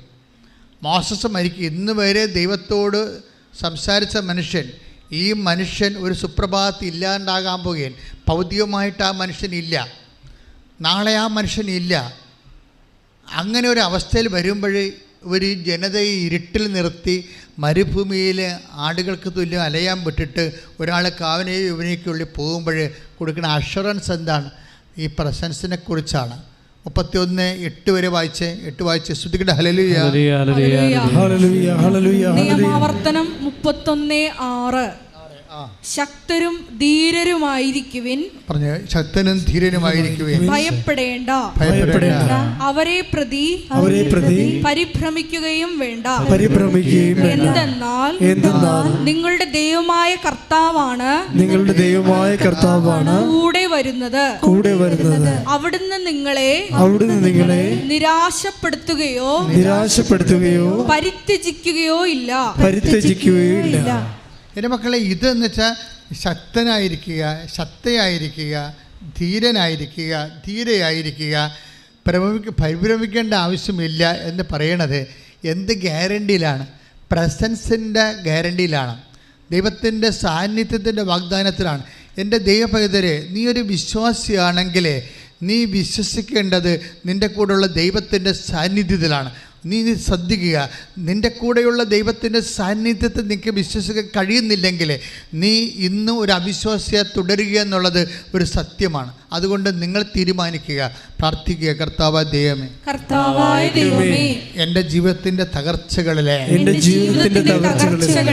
സംഭ്രമിപ്പിക്കേണ്ട സാഹചര്യങ്ങളിലെ നിന്റെ ദൈവിക വാഗ്ദാന പ്രകാരം എൻ്റെ സാന്നിധ്യം എനിക്ക് മുമ്പേ പോകുന്നുവെന്നുള്ള ശാശ്വതമായ വാഗ്ദാനത്തെ ഞാൻ അനുസ്മരിക്കുകയും പ്രഖ്യാപിക്കുകയും പ്രത്യാശിക്കുകയും ചെയ്യുന്ന എന്തെങ്കിലും തകർച്ച വന്നാലേ, എന്തെങ്കിലും ഒറ്റക്കായി പോകുന്ന തോന്നിയാലേ, ഒരു വിശ്വാസിയുടെ ജീവിതത്തിൽ അങ്ങനെ ഒരു സ്റ്റാറ്റസ് ഇല്ല. ഒറ്റക്കായി പോകുന്ന സ്റ്റാറ്റസ് ഇല്ല, ഒരിക്കലും ഉണ്ടാകത്തുമില്ല. അവിശ്വാസികളുടെ ജീവിതത്തിലുണ്ടാകും. അവർക്ക് 1000 പേര് കൂടെ നിന്നാലും ആരുമില്ലെന്ന് തോന്നിപ്പോകും. മനസ്സിലായി? ആരും കൂടെ ഇല്ലെങ്കിലും അത് നോക്കിയേ, മോസസ് മരിക്കാൻ നേരം 31:1 എടുത്തേ, 31:2 മോശ ഇസ്രായേൽ ജനത്തോട് പറഞ്ഞു. നിയമാർത്ഥം 31:2 അവൻ പറഞ്ഞു എനിക്കിപ്പോൾ 120 വയസ്സായി. നിങ്ങളെ നയിക്കാൻ എനിക്ക് ശക്തിയില്ലാതായി. ഇങ്ങനെ സംഭവിക്കാറുണ്ട്, നിങ്ങളെ നയിക്കാൻ എനിക്ക് ശക്തിയില്ല. അപ്പം നമ്മുടെ കുടുംബത്തിൽ അങ്ങനെ സംഭവിക്കാം. ചില ആൾക്കാർ ജോലി ചില സമയത്ത് പോകും, ചില സമയത്ത് ജോലി പോകും, വരുമാനം നഷ്ടപ്പെടും, കുടുംബത്തെ നയിക്കാൻ ശക്തി ഇല്ലാണ്ടായി പോകും. അപ്പോൾ ഇതൊക്കെ നമ്മൾ കൈയും കാലിട്ട് അടിക്കേണ്ട ആവശ്യമില്ല. നിങ്ങൾ ഈ സാക്ഷ്യങ്ങൾ കേട്ടുകൊണ്ടിരിക്കണം, അപ്പോൾ കൈകാലിട്ട് അടിക്കുകയല്ല ചെയ്യേണ്ടത്. നിങ്ങൾക്ക് എന്തെങ്കിലും ഒരു ആപത്ത് സംഭവിച്ചു നിങ്ങൾ ഒറ്റക്കായി പോയെന്ന് തോന്നിക്കഴിഞ്ഞാൽ അപ്പം തന്നെ നിങ്ങൾ ഉടമ്പടി സാക്ഷ്യം എടുത്ത് കേൾക്കണം. എന്താണ്? തൻ്റെ വാഗ്ദാനങ്ങൾ വാക്ക് പാലിക്കുന്ന ദൈവത്തെ കണ്ടെത്താൻ കഴിയും. കൈയിടിച്ച് കർത്താവിനെ സ്തുതിക്കുന്നു. നമ്മൾ മറ്റ് പ്രാർത്ഥനാ രൂപങ്ങൾ പോലെയല്ല. മുട്ടയിട്ട് കഴിഞ്ഞിട്ട് അടയിരിക്കണം, അതാണ് പ്രശ്നം. ചില പക്ഷികളൊക്കെ സ്വാഭാവികമായ രീതിയിൽ മത്സ്യങ്ങളെ പ്രത്യേകിച്ച് മുട്ടയിട്ടിട്ട് അതുങ്ങളെ പോയി കളയും അവിടുന്ന്. ചിലത് മാത്രമാണ് അടയിരിക്കണത്. ഉടമ്പടിയുടെ രീതി, നമ്മൾ ഉടമ്പടി ചെയ്ത വചനത്തിൽ നമ്മൾ അടയിരിക്കേണ്ടി വരും. നമ്മുടെ പ്രാർത്ഥനയുടെ, വിശ്വാസത്തിൻ്റെ, നമ്മുടെ വിശ്വസ്തയുടെ ചൂട് കൊണ്ടാണ് ഇത് വിരിയണത് ശരിക്കും. അപ്പം നിങ്ങളിങ്ങനെ ഉടമ്പടി എടുത്തിട്ടുണ്ടെന്ന് പറഞ്ഞ് കറങ്ങി നടന്നിട്ട് കാര്യമില്ലെന്നായി പറഞ്ഞതിൻ്റെ അർത്ഥം മനസ്സിലായില്ലേ? ഉടമ്പടി എടുത്താൽ ആ എല്ലാം വിരിയും, വിരിയാതെ ഒന്നും ഇരിക്കത്തില്ല. അപ്പോൾ എന്താ സംഭവിച്ചത്? നമ്മൾ അതിൻ്റെ കൂടെ വിശ്വസ്തതയും വിശ്വാസവും, വിശ്വസ്തതയെന്ന് പറയുമ്പോൾ നമ്മൾ കാണിക്കുന്ന എല്ലാ സൽപ്രവൃത്തികൾ, പ്രാർത്ഥനയെല്ലാം വിശ്വാസത്തിൽ നിന്നുണ്ടാകുന്നതാണ്. നമ്മൾക്ക് പ്രത്യക്ഷിക്കുന്ന പ്രാർത്ഥന ചൊല്ലുന്നു അല്ലേ, അത് നമ്മുടെ വിശ്വാസത്തിൽ നിന്നുള്ളതാണ്. പക്ഷെ നമ്മൾ രോഗികളെ പോയി കാണുന്നു, അതുപോലെ തന്നെ അറിവില്ലാത്തവർക്ക് അറിവ് പറഞ്ഞു കൊടുക്കുന്നു, സുവിശേഷം പ്രചരിക്കുന്നു, അതുപോലെ തന്നെ കർത്താവിനെ അറിയിക്കാൻ വേണ്ടി കൃപാസനം പത്രം മിഷൻ ജോലി ചെയ്യുന്നു. അതെല്ലാം വിശ്വസ്തതയുടെ ഭാഗമാണ്. വിശ്വാസത്തെക്കാളുപരി വിശ്വസ്തതയാണ്. ഇതെല്ലാം ഒരു തരം മുട്ടയുടെ പുറത്തിരുന്ന് ചൂട് കൊടുത്ത്, വിശ്വസ്തതയുടെ ചൂട് കൊടുത്ത് ഉടമ്പടിയുടെ വാഗ്ദാനങ്ങളുടെ മുട്ടകളെ നമ്മൾ വിരിയിക്കുന്നതിൻ്റെ ഭാഗമാണ്. നിങ്ങൾ ഇട്ടിട്ട് ഉത്തരവാദിത്വമില്ലാതെ പോകുന്നതിൻ്റെ അർത്ഥം മനസ്സിലായില്ലേ? ഉടമ്പടി ചെയ്തിട്ട് അതിൻ്റെ കൂടെ അങ്ങ് നിൽക്കണം. അതുകൊണ്ടാണ് കൂടെ നിൽക്കാൻ പറ്റാത്തവർ ഞങ്ങൾ ഉടമ്പടി ചെയ്യിക്കാത്തത്. 18 വയസ്സിന് താഴെയുള്ള ആൾക്കാരെ ഇവർ ഉടമ്പടിയുടെ കൂടെ നിൽക്കുക ഞങ്ങൾക്ക് വിശ്വാസമില്ല, അതുകൊണ്ട് ചെയ്യിക്കത്തില്ല. 65 വയസ്സിന് മുകളിലുള്ള ആൾക്കാർ ഉടമ്പടിയുടെ കൂടെ നിൽക്കുന്നത് ഞങ്ങൾക്ക് വിശ്വാസമില്ല, ഉടമ്പടി ചെയ്യിക്കത്തില്ല. അത് കാര്യത്തിൽ അവർ ചെയ്യും, ആ പ്രാർത്ഥനയൊക്കെ അവർ ചെയ്യും, അത്രയേ ഉള്ളൂ. പ്രാർത്ഥനയെ കൊണ്ട് ഇത് വർക്ക് ചെയ്യത്തില്ല. ഇതിൻ്റെ പിന്നിലുള്ള അവൻ പറയണ പോലെ ചെയ്യുന്ന കാര്യങ്ങളുടെ മേലെ സുവിശേഷത്തിൻ്റെ സാക്ഷ്യവും ഉടമ്പടിയുടെ ഭാഗമാണ്. അതിൽ നിങ്ങൾക്ക് വേണ്ടത് എന്താ? നിങ്ങൾക്ക് പലർക്കും ഉള്ളത് ക്ലാപ്പ് പേപ്പർ നോക്കുമ്പോൾ എങ്ങനെ അച്ഛൻ അച്ഛൻ ചോദിക്കുമെന്നാണ് പറയണത്. അതാണ് പ്രശ്നം. ഞങ്ങളും അങ്ങനെ തന്നെ നിങ്ങളെ പഠിപ്പിച്ചിരിക്കണത്. അത് ഈ പിള്ളേരൊക്കെ വളർന്നു വരുമ്പോൾ ഈ പിള്ളേരെ ഇരുട്ടത്ത് പോകാതിരിക്കാൻ വേണ്ടി പണ്ടത്തെ അമ്മാമ്മമാർ പറയത്തില്ലേ, കോക്കോ ഓരോ എന്നൊക്കെ പറയത്തില്ലേ, പിള്ളേരെ പേടിപ്പിക്കാൻ വേണ്ടി ചാത്തം വരും എന്നൊക്കെ പറയത്തില്ലേ.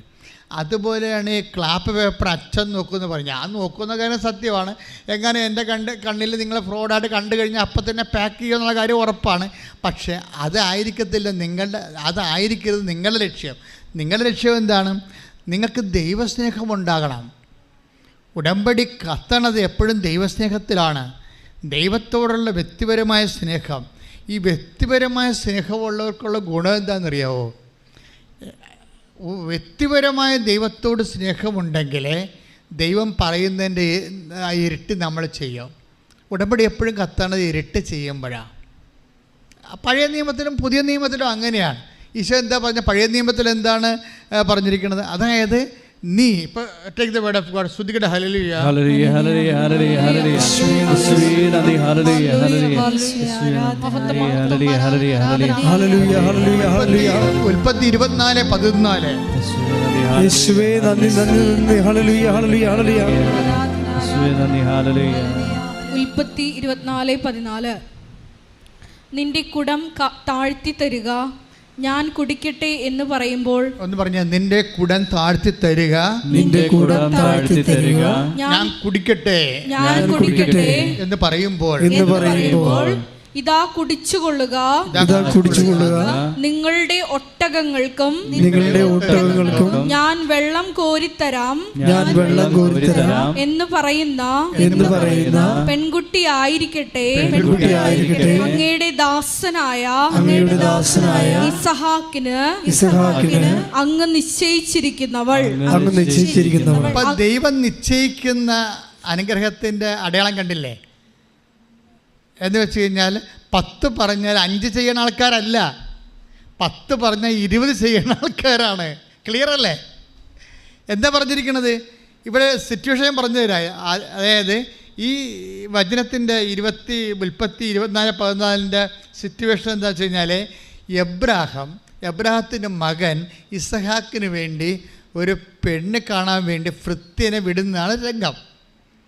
അപ്പോഴെന്താ സംഭവിച്ചത്? എബ്രാഹത്തിൻ്റെ ഗോത്രത്തിലുള്ള ആൾക്കാരെ തന്നെ വേണം, അല്ലെങ്കിൽ ദൈവവിശ്വാസത്തിൽ കലർപ്പുണ്ടാകുകയും ശക്തി നഷ്ടപ്പെട്ടു പോവുകയും ചെയ്യും. അപ്പം അതുകൊണ്ട് എബ്രാഹിം തീർച്ചയായിട്ടും നീ പെണ്ണ് കണ്ട് കിട്ടിയില്ലെങ്കിൽ കിട്ടാത്തവരിൽ പോവുക, പക്ഷേ വിശ്വാസത്തിന് വിരുദ്ധമായി ചെയ്യരുതെന്ന് എബ്രാഹിം തുടയിൽ വെച്ച് ഉടമ്പടി ചെയ്യിക്കും. കൈ തുടയിൽ വെച്ച് ഉടമ്പടി ചെയ്യിക്കും. ഉടമ്പടി ചെയ്തിട്ട് ആണ് വിടുന്നത്. ഇവൻ ആദ്യമായിട്ട് ഹാരാനിൽ ചെല്ലുമ്പോൾ ഈവൻ ഒരു പ്രാർത്ഥന പ്രാർത്ഥിക്കും. ദാസൻ എന്നാ പ്രാർത്ഥന പ്രാർത്ഥിക്കണത്? കർത്താവേ, ഞാൻ കുടിക്കാൻ വേണ്ടി വെള്ളം കോരാൻ ഈ നാട്ടുകാരായ സ്ത്രീകൾ ഒത്തിരി കിണറ്റി വരുന്നുണ്ട്, കിണറ്റിൻ ചുവട്ടിലോട്ട് വരുന്നുണ്ട്. അങ്ങ് തന്ന ആളാണെന്ന് ഞാൻ മനസ്സിലാക്കുന്നത് ഈ അടയാളത്തിലായിരിക്കും. ഞാൻ വെള്ളം കുടിക്കാൻ ചോദിക്കുമ്പോൾ അവരരയിലെ കുടം ഇങ്ങനെ കമത്തി എൻ്റെ കയ്യിലോട്ട് ഒഴിച്ചു തരും. എന്നിട്ട് അവരെന്നോട് പറയണം, നിനക്ക് മാത്രമല്ല നിൻ്റെ ഒട്ടകങ്ങൾക്ക് ഞാൻ വെള്ളം കോരി തരാം എന്ന് പറഞ്ഞാൽ, കർത്താവേ, ആ വ്യക്തിയായിരിക്കും നീ നിശ്ചയിച്ചിരിക്കുന്ന എൻ്റെ യജമാനായ എബ്രാഹത്തിൻ്റെ മകൻ ഇസഹാക്കിൻ്റെ വൈഫ്, ഭാര്യ എന്ന് പറയും. അതാരാണ്? റബേക്കയാണ്. ശരിക്കും ഇവൻ ചെല്ലുമ്പോൾ തന്നെ റബേക്ക പറയണത് അതാണ്. ആദ്യമായിട്ട് കാണുകയാണ്. വെള്ളം ചോദിക്കുക പറയും, നിനക്ക് മാത്രമല്ല നിൻ്റെ ഒട്ടകങ്ങൾക്ക് ഞാൻ വെള്ളം കോരി തരാമെന്ന് പറയും.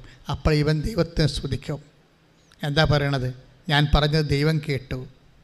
എപ്പോഴും എൻ്റെ മക്കൾ ശ്രദ്ധിക്കേണ്ടതെന്ന് വെച്ച് കഴിഞ്ഞാൽ, ആത്മാർത്ഥതയും അർപ്പണവുമാണ് ഉടമ്പടിയുടെ ജീവനെന്ന് പറയണത്. നിങ്ങൾ പലരും ഉടമ്പടി എടുക്കുമ്പോൾ അതൊക്കെ അച്ഛൻ അങ്ങനെയൊക്കെ പറയും, നമുക്കതൊക്കെ ചെയ്യാൻ പറ്റുമോ? ഇവിടെ നിന്നുകൊണ്ട് ചില ചേടത്തിമാർ പറഞ്ഞാൽ ഞങ്ങൾ കേട്ടിട്ടുണ്ട്. എന്നിട്ട് ഇവിടുത്തെ സ്റ്റാഫ് വന്ന് എന്നോട് പറയും, അവരങ്ങനെ പറയണല്ലോ അച്ഛാ, ഇവരെ കൊണ്ട് എന്തിനാണ് ഉടമ്പടിപ്പിച്ചത്?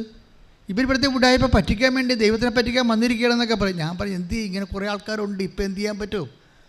പക്ഷേ എപ്പോഴും വർക്ക് ചെയ്യണത് ഈ ഉടമ്പടി എടുത്തിട്ട് അവർ തന്നെ അതൊക്കെ അങ്ങനെ പറയും, നമുക്കെല്ലാം ചെയ്യാൻ പറ്റുമോ എന്നാ ചിന്തിക്കണത്. പക്ഷേ ഉടമ്പടി വർക്കൗട്ട് ചെയ്യത്തില്ല. ഉടമ്പടി വർക്കൗട്ട് ചെയ്യാൻ എളുപ്പമാർഗം എന്താണ്? ഞങ്ങൾ ഒരിക്കലും നിങ്ങളുടെ വസ്തു വിറ്റ് കൃപാസനത്തിൽ കൊണ്ടുവരണമെന്ന് ഞങ്ങൾ പറഞ്ഞിട്ടുണ്ട്. സ്വസ്ത്ര കാഴ്ച പരിപാടി എടുക്കണില്ല. പിന്നെ എന്ത് ഞങ്ങളെന്താ ചെയ്യണത്? നിങ്ങളെ കൊണ്ട് വലിയ മിഷണറിമാരാക്കും. അതാണ് ചെയ്യണത്. നിങ്ങളെ കൊണ്ട് വലിയ മിഷണറിമാരാക്കും. മിഷണറിമാർക്കിട്ട് എന്ത് പറയും? നിങ്ങൾ ചെയ്യണ ജോലി അത് നിങ്ങളെ ഇരട്ടി ചെയ്യാൻ നോക്കണം. അത് എന്തേ ഞാനിങ്ങനെ പറഞ്ഞാൽ എനിക്ക് ദൈവത്തിൻ്റെ ഈ മൈൻഡ് സെറ്റ് ബൈബിളിലുണ്ട്. നിൻ്റെ കൂടെ 1 മൈൽ പോകാൻ ആഗ്രഹിക്കുന്നതിൻ്റെ കൂടെ നീ അതാണ് സംഭവം. 5:41 എടുത്ത് മത്തായി 5:41. മത്തായി 5:41. 1 മൈൽ ദൂരം പോകാൻ ഒന്ന് പറഞ്ഞു, 1 മൈൽ ദൂരം പോകാൻ നിന്നെ നിർബന്ധിക്കുന്നവനോട് കൂടെ 2 മൈൽ ദൂരം പോകുക. മനസ്സിലായില്ലേ? മൈൻഡ് സെറ്റ് അതാണ്. അപ്പോൾ ഞങ്ങൾ ചിലപ്പോൾ ഈ ഒരാഴ്ചയിൽ 1 രോഗിയെ കാണാനാണ് പറയണമെങ്കിൽ നിങ്ങളെ 2 രോഗികളെ പോയി കാണണം. നിങ്ങൾക്ക് എന്താ കാണാത്തതെന്ന് വെച്ച് കഴിഞ്ഞാൽ കാണുമ്പോൾ കയ്യിൽ നിന്ന് കാശ് പുറകല്ലേ. ഇപ്പോൾ ഉടമ്പടി എടുത്തിട്ടും ആ വണ്ടിക്കാശ് പോയി, ഇപ്പം ഇനി രോഗികളെ പോയി കണ്ടും കാശ് പോകാമെന്ന് വെച്ചാൽ അങ്ങനെ അർത്ഥ കൈക്ക് ഉപ്പ് തേക്കാത്ത ആൾക്കാർ, പണത്തിനും ദൈവത്തിനേക്കാൾ വലിയ പ്രാധാന്യം കൊടുക്കുന്നവർ പലപ്പോഴും ഉടമ്പടിയിൽ പരാജയപ്പെടാൻ സാധ്യതയുണ്ട്. കാര്യം നിങ്ങളെന്താ ചെയ്യണത്? ഇതൊന്നും ഇങ്ങനെയല്ല വർക്കൗട്ട് ചെയ്യേണ്ടത്. എന്തെനിക്ക് കിട്ടി അതുകൊണ്ട് ഞാൻ അങ്ങോട്ട് കൊടുക്കും. അങ്ങനെ ഒരു ബിസിനസ് ലെവലിൽ ഉടമ്പടി വർക്കൗട്ട് ആകത്തില്ല. ഉടമ്പടി നിങ്ങൾ ചിന്തിക്കേണ്ടത്, ഞാൻ സ്നേഹിക്കുന്ന ദൈവം അവൻ എന്നോട് പറഞ്ഞിട്ടുണ്ട്, ഭയപ്പെടേണ്ട, സംഭ്രമിക്കേണ്ട, നീ എവിടെ പോയാലും നിൻ്റെ കൂടെ ഞാൻ വരുമെന്ന് പറഞ്ഞിട്ടുണ്ട്. ആ ദൈവം വാക്ക് പാലിക്കും. അതുകൊണ്ട് ഞാൻ എന്ത് വില കൊടുത്തും ഞാൻ ദൈവത്തിൻ്റെ വചനങ്ങൾ നിറവേറ്റാൻ വേണ്ടി ഞാൻ എൻ്റെ ജീവിതം സമർപ്പിച്ചിട്ട് ദൈവത്തെ സ്നേഹിക്കുന്നത് എൻ്റെ ജീവിത ലക്ഷ്യമായി മാറും. പരിശുദ്ധ പരമ ദിവ്യകാരുണ്യത്തിന് അപ്പോൾ ഈ ഒരു മൈൻഡ് സെറ്റ് ഡെവലപ്പ് ചെയ്യാൻ നോക്കണം. എന്ന് വെച്ചാൽ ദൈവസ്നേഹത്തിൽ നിറഞ്ഞ് മാക്സിമം ദൈവത്തിൻ്റെ സുവിശേഷത്തിൻ്റെ വചനത്തിൻ്റെ സാക്ഷിയായി മാറാൻ വേണ്ടി നോക്കണം. അങ്ങനെ വരുന്നു കഴിയുമ്പോൾ കുറച്ച് കഴിയുമ്പോൾ നിൻ്റെ ഒരു ആത്മാർത്ഥത ദൈവം വിവേചിച്ച് മനസ്സിലാക്കിയിട്ട് നിനക്ക് ഉടമ്പടിയുടെ ഫലങ്ങളിലേക്ക് നിന്നെ ക്ഷണിക്കും ദൈവം. ഒരിക്കലും ദൈവം ആദ്യം അടയാളം കാണിക്കാൻ പറയരുത്. മനസ്സിലായ? അത് മണ്ടത്തരമാണ്. ചില ആൾക്കാർ അറിവില്ലായ്മ കൊണ്ട് അങ്ങനെ പറയും. എന്തെങ്കിലുമൊക്കെ ഉടമ്പടി വെച്ച 1-2 കാര്യങ്ങൾ നടക്കട്ടെ, എന്നിട്ട് ഞാനിങ്ങനെ ഉടുത്ത് കെട്ടി ഇറങ്ങാം സൽപ്രവൃത്തി ചെയ്യാൻ. നിൻ്റെ സൽപ്രവൃത്തി ചെയ്തിട്ട് ദൈവത്തിന് കഞ്ഞി വെക്കേണ്ട വല്ല കഥയുണ്ടാ? നീ എന്ത് ചിന്തിച്ച് നോക്കിക്കേ. നീ എന്താ പറയണത്? ഞാൻ ഉടമ്പടിയുടെ 1-2 അടയാളങ്ങൾ ദൈവം കാണിക്കട്ടെ, അങ്ങനെ കാണിച്ച് കഴിഞ്ഞിട്ട് ഞാൻ സൽപ്രവൃത്തി ചെയ്യാൻ വേണ്ടി ഇറങ്ങാമെന്ന് വെച്ചാൽ നിൻ്റെ സൽപ്രവൃത്തി കൊണ്ട് ദൈവത്തിന് എന്താ പ്രയോജനം? ഒരു പ്രയോജനമില്ല. നിനക്ക് തന്നെയാണ്. നിൻ്റെ ആത്മാവിനെ പുണ്യപൂർണ്ണമാക്കുന്നതിനും നിൻ്റെ ജീവിതത്തിലേക്ക് ദൈവം കടന്നു വരാൻ പറ്റുന്ന ദേശീയപാത ഒരുക്കുന്നതാണ് സൽപ്രവർത്തികളുടെ പ്രയോജനം. സൽപ്രവർത്തികൾ ഒരു ദേശീയപാത പോലെയാണ്. അതായത് നിൻ്റെ ജീവിതത്തിലേക്ക് ദൈവത്തിന് കടന്നു വരാൻ പറ്റുന്ന വിശാലമായ ഒരു പാതയാണ് സൽപ്രവർത്തികൾ ഒരുക്കുന്നത്. ദാറ്റ് മീൻസ് നീ വിശ്വസിക്കുന്നതെല്ലാം സത്യമാണെന്ന് നീ പ്രയോഗത്തിൽ കാണിച്ചിട്ട് നിൻ്റെ സത്യസന്ധത ദൈവം മനസ്സിലാക്കുന്നത് നിൻ്റെ സുവിശേഷ പ്രവർത്തികളിലൂടെയാണ്. പ്രാർത്ഥിക്കുക. കർത്താവ് ദൈവമേ, സത്യമായിട്ട് നിൻ്റെ വചനം വിശ്വസിച്ചിട്ട് അത് പ്രയോഗത്തിൽ കൊണ്ടുവരാൻ ആവശ്യമായ ദൈവസ്നേഹത്തോടെ എന്നെ വളർത്തണമേ, എന്നെ ഉയർത്തണമേ. ശ്രദ്ധിക്കട്ടെ.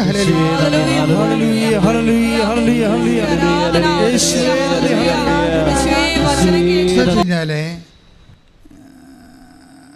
സ്നേഹത്തിൽ ഭയത്തിന് സ്ഥാനമില്ലെന്ന് കർത്താവിൻ്റെ വചനത്തിൽ പറയും. അതുപോലെ തന്നെ സ്നേഹത്തിൽ സംശയത്തിന് സ്ഥാനമില്ല. ഉടമ്പടി ഒരു സ്നേഹത്തിൻ്റെ പദ്ധതിയും പ്രക്രിയയുമാണ്. ശരിക്കും ഉടമ്പടി എങ്ങനെയാണ് ഉണ്ടാകുന്നത്? ഇപ്പം ഗംഗ എവിടെ നിന്ന് ഉത്ഭവിക്കുന്നു? ഹിമവൽ സാനുവിൽ നിന്നാണ് ഗംഗ ഉത്ഭവിച്ചു വരുന്നത്. ഉടമ്പടി എവിടെ നിന്നാണ് ഉത്ഭവിക്കുന്നത്? ഉടമ്പടി നമ്മുടെ ഉള്ളിലെ ദൈവസ്നേഹത്തിൽ നിന്നും ദൈവത്തിൻ്റെ ഉള്ളിലെ സ്നേഹത്തിൽ നിന്നുമാണ് ഈ ഉടമ്പടി വരണത്. അതുകൊണ്ട് തന്നെ നിങ്ങളുടെ വേറെ ഒരു ടേംസ് ആൻഡ് കണ്ടീഷൻസിനും ഉടമ്പടിയിൽ വിലയില്ല. നിങ്ങൾ പറയത്തില്ല ആദ്യം ആ ദൈവം അടയാളം കാണിക്ക്, അത് കഴിഞ്ഞിട്ട് ഞാൻ ഉടുത്ത് കെട്ടി സൽപ്രവൃത്തിക്ക് ഇറങ്ങാമെന്ന് പറയത്തില്ലേ? നിങ്ങൾ ഇറങ്ങിയിട്ട് ആർക്ക് കഞ്ഞി വെക്കാനാണ്? ഒരു കഥയുമില്ല. നിങ്ങൾ ആദ്യം ചെയ്യേണ്ടത്, ഇത് ഉടമ്പടിയുടെ ബേസിക് എന്ന് പറയുന്നത് ദൈവസ്നേഹം. ഇപ്പം നമുക്കറിയാം, നമ്മുടെ നിയമാവർത്തനയില്ലേ, നിയമാവർത്തനം 7:9 നോക്കിയേ. ശ്രുതികട ഹല്ലേലൂയ.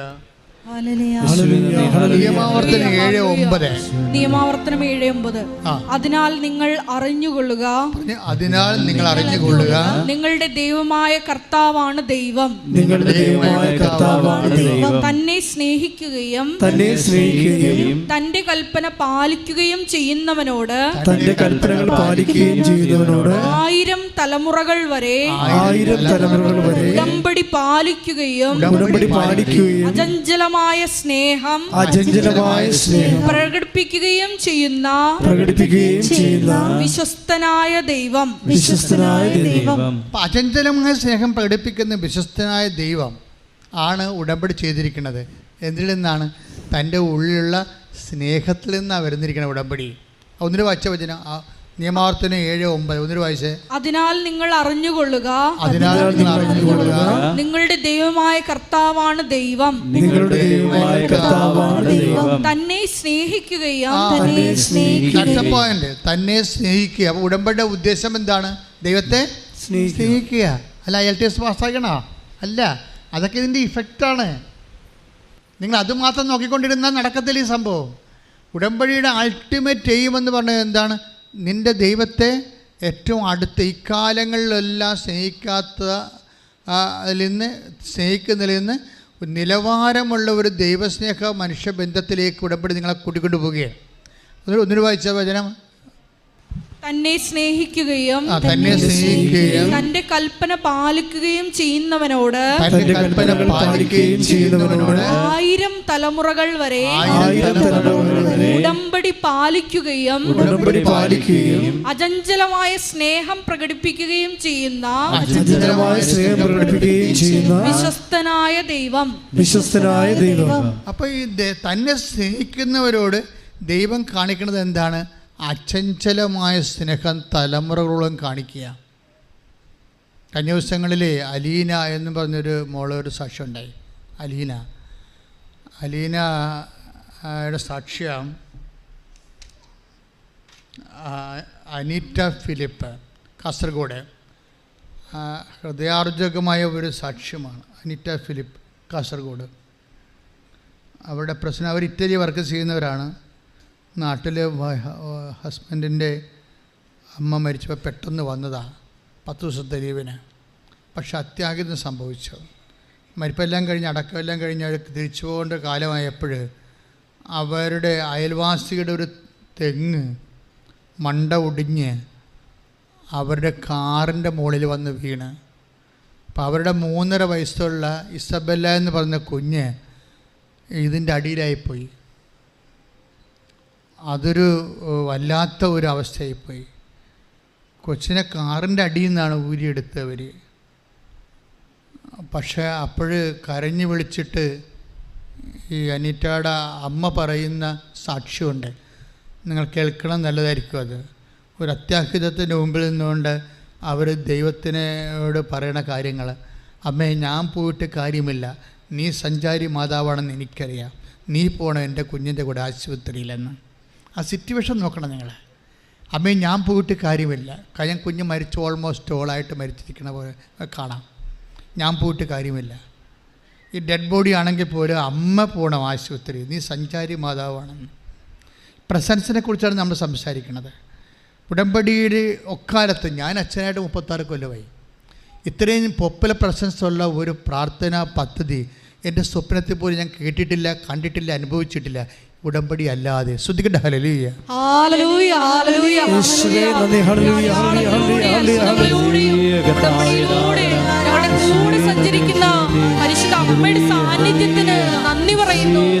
അച്ഛൻ്റെ അവസ്ഥ വളരെ മോശമാണ്. ഹെഡ് ഇഞ്ചറി ഉണ്ട്, അതുപോലെ സ്പൈനലിന് ഇഞ്ചറി ഉണ്ട്, ഇടുപ്പിന് ഇഞ്ചറി ഉണ്ട്, കൊച്ചിന് ബോധമില്ല, വെന്റിലേറ്ററിലാണ്. ഈ വെന്റിലേറ്ററിലാകുമ്പോഴും ഉടമ്പടി എടുത്ത ഇവരുടെ ബന്ധുക്കൾ കൊണ്ടുവന്ന് കൊടുത്തിട്ട് ഈ കൊച്ചിനെ ഉടമ്പടി തേക്കുന്നുണ്ട്. ഇന്നിപ്പോൾ എവിടെയെങ്കിലും അത്യാഹിതം ഉണ്ടായാലേ അടുപ്പമുള്ളവരെല്ലാവരും ഉടനെ കൊണ്ട് ഉടമ്പടി കൊടുക്കും. സാക്ഷ്യങ്ങൾ കേട്ടാൽ ഞാൻ ഇതൊക്കെ മനസ്സിലാക്കുന്നത്. ജനം അത്ര കണ്ട് ആഴമായിട്ട് വിശ്വസിക്കുകയും ദൈവത്തെ അനുഭവിക്കുകയും ചെയ്യുന്ന പ്രാർത്ഥനയാണ്. എന്നിട്ട് എന്ത് സംഭവിക്കണമെന്ന് വെച്ച് കഴിഞ്ഞാൽ ഇവർ പറയും, അമ്മേ ഞങ്ങൾ 4 പേര് കൂടിയാണ്, മാതാവിനോടാണ് എല്ലാം പറയണത്. ഇന്ന് നമുക്ക് പറയാൻ, ധൈര്യമായിട്ട് പറയണത് അതുപോലെ തന്നെ ഒരു അമ്മ മനസ്സോടുകൂടി കേൾക്കാൻ. മാതാവിന് ദൈവത്തിൻ്റെ ഒരു അമ്മ മനസ്സാണല്ല പരിശുദ്ധ അമ്മയിലൂടെ വെളിവായിരിക്കുന്നത്. അതുകൊണ്ട് നമുക്ക് എന്തും പറയാമല്ലോ. ഇവരെന്താ പറയണത്? ഞങ്ങൾ 4 പേരും കൂടിയാണ് വന്നത്, 2 കുഞ്ഞുങ്ങളും ഭർത്താവും ഭാര്യയും. അപ്പോൾ ഇസബെല്ലയെ കൊണ്ടുപോകാൻ പറ്റുന്നില്ലെങ്കിൽ അമ്മ ഞങ്ങളെല്ലാവരും ഒരുമിച്ച് വിളിക്കണം. അപ്പോൾ തകർന്ന് നിൽക്കണ ഒരാളിൻ്റെ, നമ്മളങ്ങനെ അവരെ കുറ്റം പറയേണ്ട കാര്യമില്ല, അവിടെ തകർന്ന് നിൽക്കുന്ന ഒരു അമ്മ മനസ്സാണ് എൻ്റെ അടുത്ത് വരണത്. അപ്പോൾ ഇവർക്ക് മുമ്പിൽ അപ്പോൾ ഡോക്ടർമാർക്ക് ഒന്നും ഇപ്പോൾ പരിയാരം മെഡിക്കൽ കോളേജിലും പിന്നെ അതിൻ്റെ അടുത്തുള്ള ഹോസ്പിറ്റലും അങ്ങോട്ടും ഇങ്ങോട്ടുമാണ് ഒരു സാക്ഷ്യത്തിൽ പറയുന്നുണ്ടെങ്കിൽ കണ്ണൂർ. അപ്പോൾ ഇവർക്കൊന്നും ഡോക്ടർമാർക്കൊന്നും പറയാനില്ല. കാര്യം ഇത്രയും ബ്രേക്ക് ഡൗണായി കിടക്കണ കൊച്ചല്ലേ, മൂത്രം പോണില്ല. അപ്പോൾ അതിൻ്റെ ബാഡ് സൈനാണ്. അപ്പോൾ ആന്തരികമായ അവയവങ്ങളൊക്കെ ഒന്നും കമ്മ്യൂണിക്കേഷൻ വർക്ക് ചെയ്യുന്നില്ല എന്നുള്ളതാണ് വ്യക്തമാണ്. പിന്നെ ആന്തരിക രക്തസ്രാവം വന്നിട്ടുണ്ട്. അപ്പോൾ ഇത് എവിടെ ചെന്ന് അവസാനിക്കുമെന്നൊക്കെ ഒരു പിടിയുമില്ല. സ്കാനിങ് റിപ്പോർട്ടാണെങ്കിലും മോശമാണ്. അപ്പോൾ ഈ കുട്ടി പോയതുപോലെ കണക്കാക്കാനാണ് എല്ലാവരും ഉപദേശിക്കുന്നത്. ഡോക്ടർമാരും അങ്ങനെ പറയത്തില്ല, പക്ഷേ ഡോക്ടർമാരും സംസാരത്തിൽ നിന്ന് ഇവർക്ക് ഇപ്പോഴത്തെ പുതിയ ഒരു 10-20 കൊല്ലമായിട്ട് ഡോക്ടർമാർ ഒന്നും നമുക്ക് ഹോപ്പ് തരത്തില്ലല്ലോ. അവർ പറയും പോയി കിടക്കണമെന്നേ പറയത്തുള്ളൂ. വലിയ കുഴപ്പമില്ലെങ്കിലും ഡോക്ടർമാർ പറയണത് ആൾ തീർന്നിരിക്കുകയാണെന്നേ പറയത്തുള്ളൂ. പിന്നെ ശ്രമിക്കാമെന്നേ പറയത്തുള്ളൂ. എന്താ പ്രശ്നം എന്നറിയാമോ? അവരുടെ പണ്ടത്തെ ഡോക്ടർമാർ സൈക്കോളജിക്കലായിട്ട് അപ്രോച്ചാണ് ചെയ്തിരുന്നത്. എന്താണ്, ഒരു കുഴപ്പമില്ല, ഇപ്പം ശരിയാകുമെന്നൊക്കെയാണ് പറയുന്നത്. പപ്പുവിനെ പോലെ പറയുമായിരുന്നു ഇപ്പം ശരിയാക്കുമെന്ന്. പക്ഷെ അങ്ങനെ ഇപ്പം ശരിയാകാതെ കുറേ ആൾക്കാർ മരിച്ചു കഴിഞ്ഞപ്പോൾ ബന്ധുക്കൾ ഓർത്ത് കുഴപ്പമൊന്നുമില്ലല്ലോ, ഇപ്പം ശരിയാവുന്നല്ലേ പറഞ്ഞിട്ട് ഇത് മരിച്ചില്ല. അപ്പോൾ ഇയാളാണ് എൻ്റെ കാരണക്കാരൻ. ഡോക്ടർ ഇതിനെ കൊണ്ട് കേസ് കൊടുക്കും നഷ്ടപരിഹാരത്തിന്. ചത്തവൻ നിൽക്കുന്നവൻ ഡോക്ടറിനെ ഊറ്റി കാശ് മേടിക്കാൻ നോക്കും. അതുകൊണ്ട് ഇപ്പോൾ ഡോക്ടർമാർ കളികളെല്ലാം പഠിച്ച് മനസ്സിലാക്കിയിരിക്കുമ്പോൾ ചെല്ലുമ്പോൾ തന്നെ പറഞ്ഞ് പോയി കിടക്കണമെന്ന് പറയും. അതാണ് പ്രശ്നം. അവരങ്ങനെ ആ രീതിയിലാക്കിയതാണ് കുറേ പേര്. എന്താ പ്രശ്നം? ഇപ്പം ഈ വിഷയത്തിൽ അതൊന്നുമല്ല പ്രശ്നം. ഈ വിഷയത്തിൽ നിങ്ങൾക്കറിയാമല്ലോ, ഒരു തേങ്ങ വീണാൽ തന്നെ ഒരു ചക്ക വീണ ഒരു ചേട്ടനെ കൊണ്ടുവന്നായിരുന്നു ഇവിടെ. കഴിഞ്ഞ മാസം കൃപാസനത്തിന് മുകളിൽ ഒരു ചക്ക കടന്നിട്ട് ഞാൻ മാനേജറും കൂടി അങ്ങോട്ടും ഇങ്ങോട്ടും എത്രയുമ്പോൾ ഇത് ഇറക്കം അണ്ടത്തെ കൊമ്പേ കിടക്കുകയാണ്. എങ്ങാനും വരേണ്ട തലേ വീണ് കഴിഞ്ഞാൽ അവൾ അവസ്ഥ ധരിക്കും. തീർന്നില്ല പരിപാടി. കാര്യം ഞാനത് ഒരു കണക്കിന് ഇറക്കിച്ച്, നമ്മുടെ പിള്ളേർ സ്മാർട്ടായത് കാരണം അവർ തന്നെ സംവിധാനം ഉണ്ടാക്കി ആളെ വിളിച്ചുകൊണ്ടുവന്ന് ചക്ക ഇനി നിങ്ങൾ അവിടെ നിൽക്കുന്നവരൊക്കെ നോക്കണം കേട്ടാ, ഈ ഇലയുടെ മുകളിൽ വല്ലതും കിടപ്പുണ്ടാകുന്നു. കാര്യം ഞാൻ ഈ ചക്ക വീണ ഒരാളെ കഴിഞ്ഞ ദിവസം ഇവിടെ കണ്ട് സ്പൈനൽ കോഡ് പൊട്ടിയിരിക്കുകയാണ്, ബോധമില്ല. ചക്കണി വീണെന്ന് പറഞ്ഞ വല്ല കഥയുണ്ട്. സ്പൈനൽ കോഡ് പൊട്ടിയിരിക്കുകയാണ്, ബോധമില്ല. പക്ഷേ അത് തെങ്ങാണ് വീണിരിക്കുന്നത്, 3 വയസ്സുകാരത്തിൻ്റെ അത്. ആ കൊച്ചിൻ്റെ അവസ്ഥ എന്താണ്? എനിക്ക് തോന്നുന്നത് ആ അമ്മയുടെ വിശ്വാസത്തിലാണ് ഇത് നിൽക്കണത്. ശരിക്കും അമ്മയുടെ വിശ്വാസത്തിൽ ആ കുട്ടിയുടെ അമ്മയെന്ന് പറയണത് ഒരു 1.5 അതാണ് ഈ പ്രശ്നം വെച്ച് കഴിഞ്ഞാൽ. ഞാൻ ചില സമയത്ത് വെച്ച് ഈ കല്യാണം കെട്ടിക്കാൻ നേരത്ത് ഞങ്ങളുടെ അടുത്ത് നമസ്കാരം കേൾക്കാൻ വരുമില്ല പെൺപിള്ളേരൊക്കെ. അപ്പോൾ ഇവരോടൊക്കെ നമ്മൾ പ്രാർത്ഥിക്കാൻ ജപമാലയെക്കുറിച്ചൊക്കെ പറയുമ്പോഴേ ഇവർ ഫാദർ പുസ്തകം കൊണ്ടുവന്നില്ല, പുസ്തകം നോക്കട്ടെ, ഇപ്പോൾ കാണാൻ പഠിക്കേണ്ട കാര്യമൊന്നും ഇല്ലല്ലോ, അത് ജപമാല വീട്ടിൽ പുസ്തകം നോക്കിയല്ല ചെല്ലണമെന്ന് പറയും. അപ്പം ഞാൻ അവളോടൊക്കെ പറയുന്നൊരു സംഭവം വെച്ച് കഴിഞ്ഞാൽ, മകളെ നിൻ്റെ കൊച്ചിൻ്റെ അത്യാഹിതം വന്ന് നീ ഓട്ടോറിക്ഷയിൽ ആംബുലൻസിലെ പാഞ്ഞുകൊണ്ടിരിക്കുമ്പോൾ പുസ്തകം നിൻ്റെ കൊണ്ടുവരുവാ ഇതിൻ്റെ കയ്യിൽ, നീ ഇത് പഠിക്കണം. അപ്പോൾ ഇവൾ പറഞ്ഞു അങ്ങനെ ഒന്നും സംഭവിക്കത്തില്ല, ഒരു അത്യാഹിതം ഉണ്ടാകത്തില്ല. എന്തൊരു ധൈര്യമാണ് ആൾക്കാർക്ക്. അത് വെച്ചാൽ കുറേ അണ്ണന്മാർ വിശ്വാസമില്ല, അവിശ്വാസികളുടെ വിട്ടികളുടെ സ്വർഗം. ഞാൻ എൻ്റെ സഭയിൽ കണ്ടിട്ടുള്ള സംഭവം, അവിശ്വാസികൾ വിട്ടികളുടെ സ്വർഗത്തിൽ ജീവിക്കുന്ന കുറേ ജീവിതങ്ങളാണ്. ദൈവം ആരാണെന്നറിയത്തില്ല. എന്തെങ്കിലും സംഭവിച്ചു കഴിയുമ്പോൾ പബബ അടിക്കാൻ പോലും കൊള്ളത്തില്ല, വെറുതെ ബോധം കെട്ടാൻ കണ്ട് വീണേക്കും, പിന്നെ പ്രസംഗമൊന്നുമല്ല, നോക്കി ഇന്നങ്ങനെ ചെയ്തോളൂ. ഇതെല്ലാം വേറെ ഒരു കലാപരിപാടി അറിയാൻ പാടില്ല. ഒരു കമാന്നൊരു അക്ഷരം ദൈവത്തെ വിളിക്കാൻ അറിയത്തില്ല പല ആൾക്കാർക്കും. എന്തെങ്കിലും സംഭവിച്ചു കഴിയുമ്പോൾ അപ്പം തന്നെ ബോധം കെട്ടി വീഴും, തീർന്ന്. പിന്നെ ബാക്കിയുള്ളതും ചെയ്തോളൂ. ബോധം കെട്ടി വീണിട്ട് കണ്ണിട്ടോട്ട് നോക്ക്, കൊച്ചയും കൊണ്ട് പോയാന്ന് അതാണ് പ്രശ്നം. ഇത്തരം ഫ്രോഡ് പരിപാടിയാണ് കയ്യിരിക്കണത്. മര്യാദക്ക് നിങ്ങൾ ഇങ്ങനെ ഉറങ്ങി നേരം, അതായത് ഇരുട്ട് കൊണ്ട് ഊട്ടടക്കാൻ പറ്റത്തില്ല. ഇപ്പോൾ ഈ സ്ത്രീയുടെ, ഈ എലിസബല്ലയുടെ അമ്മയുടെ പ്രശ്നം എന്താണ്? അവൾ പറയണത്, അമ്മ നീ സഞ്ചാരി മാതാവാണ്, ഞാൻ പോയിട്ട് കാര്യമില്ല, അവിടെ നീ പോകണം. പിന്നെ അമ്മയോട് എനിക്കൊരു കാര്യം കൂടി പറയാം, ഞാൻ ഇസബെല്ലാലും കൊണ്ടേ പോകത്തുള്ളൂ, അല്ലെങ്കിൽ ഞങ്ങൾ 4 പേരെ അമ്മ തിരിച്ചു വിളിക്കണം, ഞങ്ങൾക്കൊരു പ്രശ്നവുമില്ല. ആ കുഞ്ഞിനോടുള്ള അറ്റാച്ച്മെൻറ്റാണ്. അപ്പം ഞാനവർക്ക് ഇക്കാര്യങ്ങളിലൊക്കെ ഇങ്ങനെ കുഞ്ഞുങ്ങളെ ഇങ്ങനെ സ്നേഹിക്കുകയും ഇത്രയും ദൈവത്തെ സ്നേഹിക്കുകയും ചെയ്യുന്ന സുന്ദരമായൊരു സാക്ഷ്യമാണ്. നിങ്ങളത് കേൾക്കണം കേട്ടോ. അത് കേൾക്കുമ്പോൾ നിങ്ങളുടെ വിശ്വാസം ലിഫ്റ്റ് ചെയ്യണേ കാണാം. അപ്പോൾ അമ്മ ഇവക്കൊരു മാർഗം പറഞ്ഞു കൊടുക്കും. വെച്ചാൽ ഈ ഗൂഗിൾ സെർച്ച് ചെയ്തിട്ട് എൻ്റെ പടം എടുത്ത് കൊച്ചിൻ്റെ അടുത്ത് കൊണ്ട്, കൊച്ചിന് ബോധം വെൻറ്റിലേറ്ററിലാണേ, സ്കള്ള് പോയിരിക്കുകയാണ്. പിന്നെ എന്തോ അസ്ഥി പുറത്ത് വെച്ചാണ് ഒരു ചെറിയ ഓപ്പറേഷൻ ഉണ്ടായി ചെയ്തിരിക്കണത്. അതിന് 6 മാസം കഴിഞ്ഞ് സെറ്റാകത്തുള്ളൂ. നട്ടെല്ലിനും ബ്രേക്കുണ്ട്, ഇടുപ്പലിന് ബ്രേക്കുണ്ട്, മൂത്രം പോണില്ല, വേറെ ഒത്തിരി പ്രശ്നം, ആന്തരിക ബ്ലീഡിംഗ് ഉണ്ട്. കൊച്ച് ഓൾമോസ്റ്റ് ഓൾ പോയിരിക്കുന്ന അവസ്ഥയാണ്. അപ്പോഴിവളെന്താ പറയണമെന്ന് വെച്ച് കഴിഞ്ഞാൽ, ഈ ഒരു ഗൂഗിളിൽ നിന്നൊരു പടമെടുത്ത്, കൃപാസനം മാതാവിൻ്റെ ഒരു പടമെടുത്ത് കൊണ്ടേ വെക്കാൻ ഇവർക്ക് ആന്തരിക പ്രേരണയാണ്. എന്താ പ്രശ്നം വെച്ചാൽ, ഡോക്ടർമാരെന്താ കുഴങ്ങിയിരിക്കണമെന്ന് അറിഞ്ഞാൽ നിങ്ങളത് അറിയണം. ഡോക്ടർമാരെന്താ കുഴങ്ങാൻ കാരണം വെച്ച് കഴിഞ്ഞാൽ, നമുക്ക് മെഡിക്കൽ കോളേജിലുണ്ട്, സൂപ്പർ സ്പെഷ്യാലിറ്റി ആശുപത്രികളുണ്ട്, ഇല്ലേ? പ്രഗത്ഭന്മാരായ സയൻറ്റിസ്റ്റായിട്ടുള്ള ഡോക്ടർമാരുണ്ട്. അതാണല്ലോ കേരളത്തിൻ്റെയൊക്കെ ഒരു വിജയം. നല്ല ഡോക്ടർമാരുണ്ട്, ഏറ്റവും നല്ല പ്രൈവറ്റ് സെക്ടറിലും ഉണ്ട്, ഗവൺമെൻറ് സെക്ടറിലും ഉണ്ട്. പക്ഷെ അതല്ല പ്രശ്നം. ഇതെല്ലാം ഉണ്ടെങ്കിലും ഈ പേഷ്യൻ്റ് മരുന്നിനോട് റിയാക്ട് ചെയ്യുന്നില്ലെങ്കിൽ എന്ത് ചെയ്യും? അവിടെയാണ് പ്രശ്നം. നമ്മൾ ശാസ്ത്രത്തെ അവലംബിക്കണേ കുഴപ്പമൊന്നുമില്ല. പക്ഷേ ശാസ്ത്രത്തിൻ്റെ കൈവിട്ടു പോയിട്ടുള്ള ഒരു 0 ഹവറുണ്ട്. എന്ന് വെച്ച് കഴിഞ്ഞാൽ, നമുക്ക് ഏറ്റവും ടോപ്പ് സൂപ്പർ സ്പെഷ്യാലിറ്റി ഹോസ്പിറ്റലുണ്ട്, അവിടെ സയൻറ്റിസ്റ്റായിട്ട് ഡോക്ടറുണ്ട്, മരുന്നുണ്ട്, എല്ലാം ഉണ്ട്, ഇറ്റ്സ് ഓക്കെ. പക്ഷേ ഈ പേഷ്യൻ്റ് മരുന്നിനോട് റിയാക്ട് ചെയ്യുന്നില്ല. അതാണ് ഇവിടുത്തെ പ്രശ്നം. അപ്പോൾ എന്തു ചെയ്യും? ഡോക്ടർമാരെല്ലാം നിരാശരാണ്. മെഡിക്കൽ ബോർഡ് എന്നൊക്കെ നമ്മൾ പറയും. ഇപ്പോൾ ഓരോ വലിയ ഉന്നത VIP ഒക്കെ അഡ്മിറ്റ് ചെയ്യുമ്പോൾ അവർ മെഡിക്കൽ ബോർഡാണ് കൂടുന്നത്.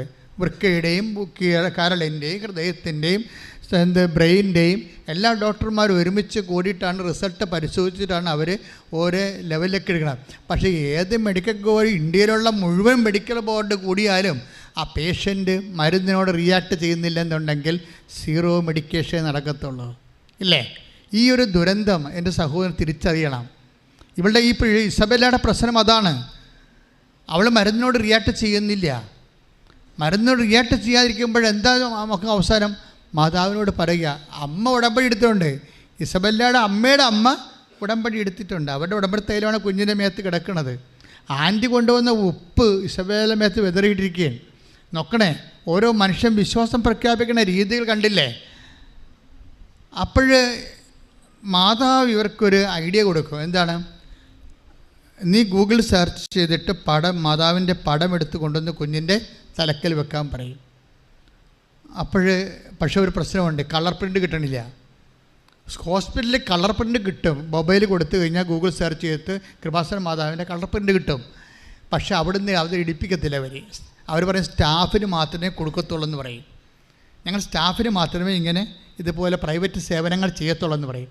അപ്പോൾ ഇവരുടെ ഒരു സങ്കടം കൊണ്ട് അവർക്ക് അവിടെ നിന്ന് കരഞ്ഞിട്ട് ഇവർ പറയും, അവർക്ക് ചെയ്യാവുന്ന ആ വ്യക്തി ഏറ്റവും വലിയ ഒരു ദാനമായിട്ട് അവർ പറയും, എനിക്ക് എങ്ങനെയെങ്കിലും ഈ പടമൊന്നെടുത്ത് തരണം. നിങ്ങളൊന്ന് ചിന്തിച്ച്, ഒരു പ്രൈവറ്റ് ഹോസ്പിറ്റലിൽ കൃപാസന മാതാവിൻ്റെ പടം കമ്പ്യൂട്ടറിൽ നിന്ന് ഒരു പ്രിൻ്റ് ഔട്ട് എടുക്കാൻ വേണ്ടി നിന്ന് കരയുന്ന അമ്മയുടെ ചിത്രമെന്ന് പറയണത്, ഈ വ്യക്തിയുടെ മുമ്പേ മാതാവ് എന്ത് ചെയ്യണമെന്ന് നിങ്ങൾ പറയൂ.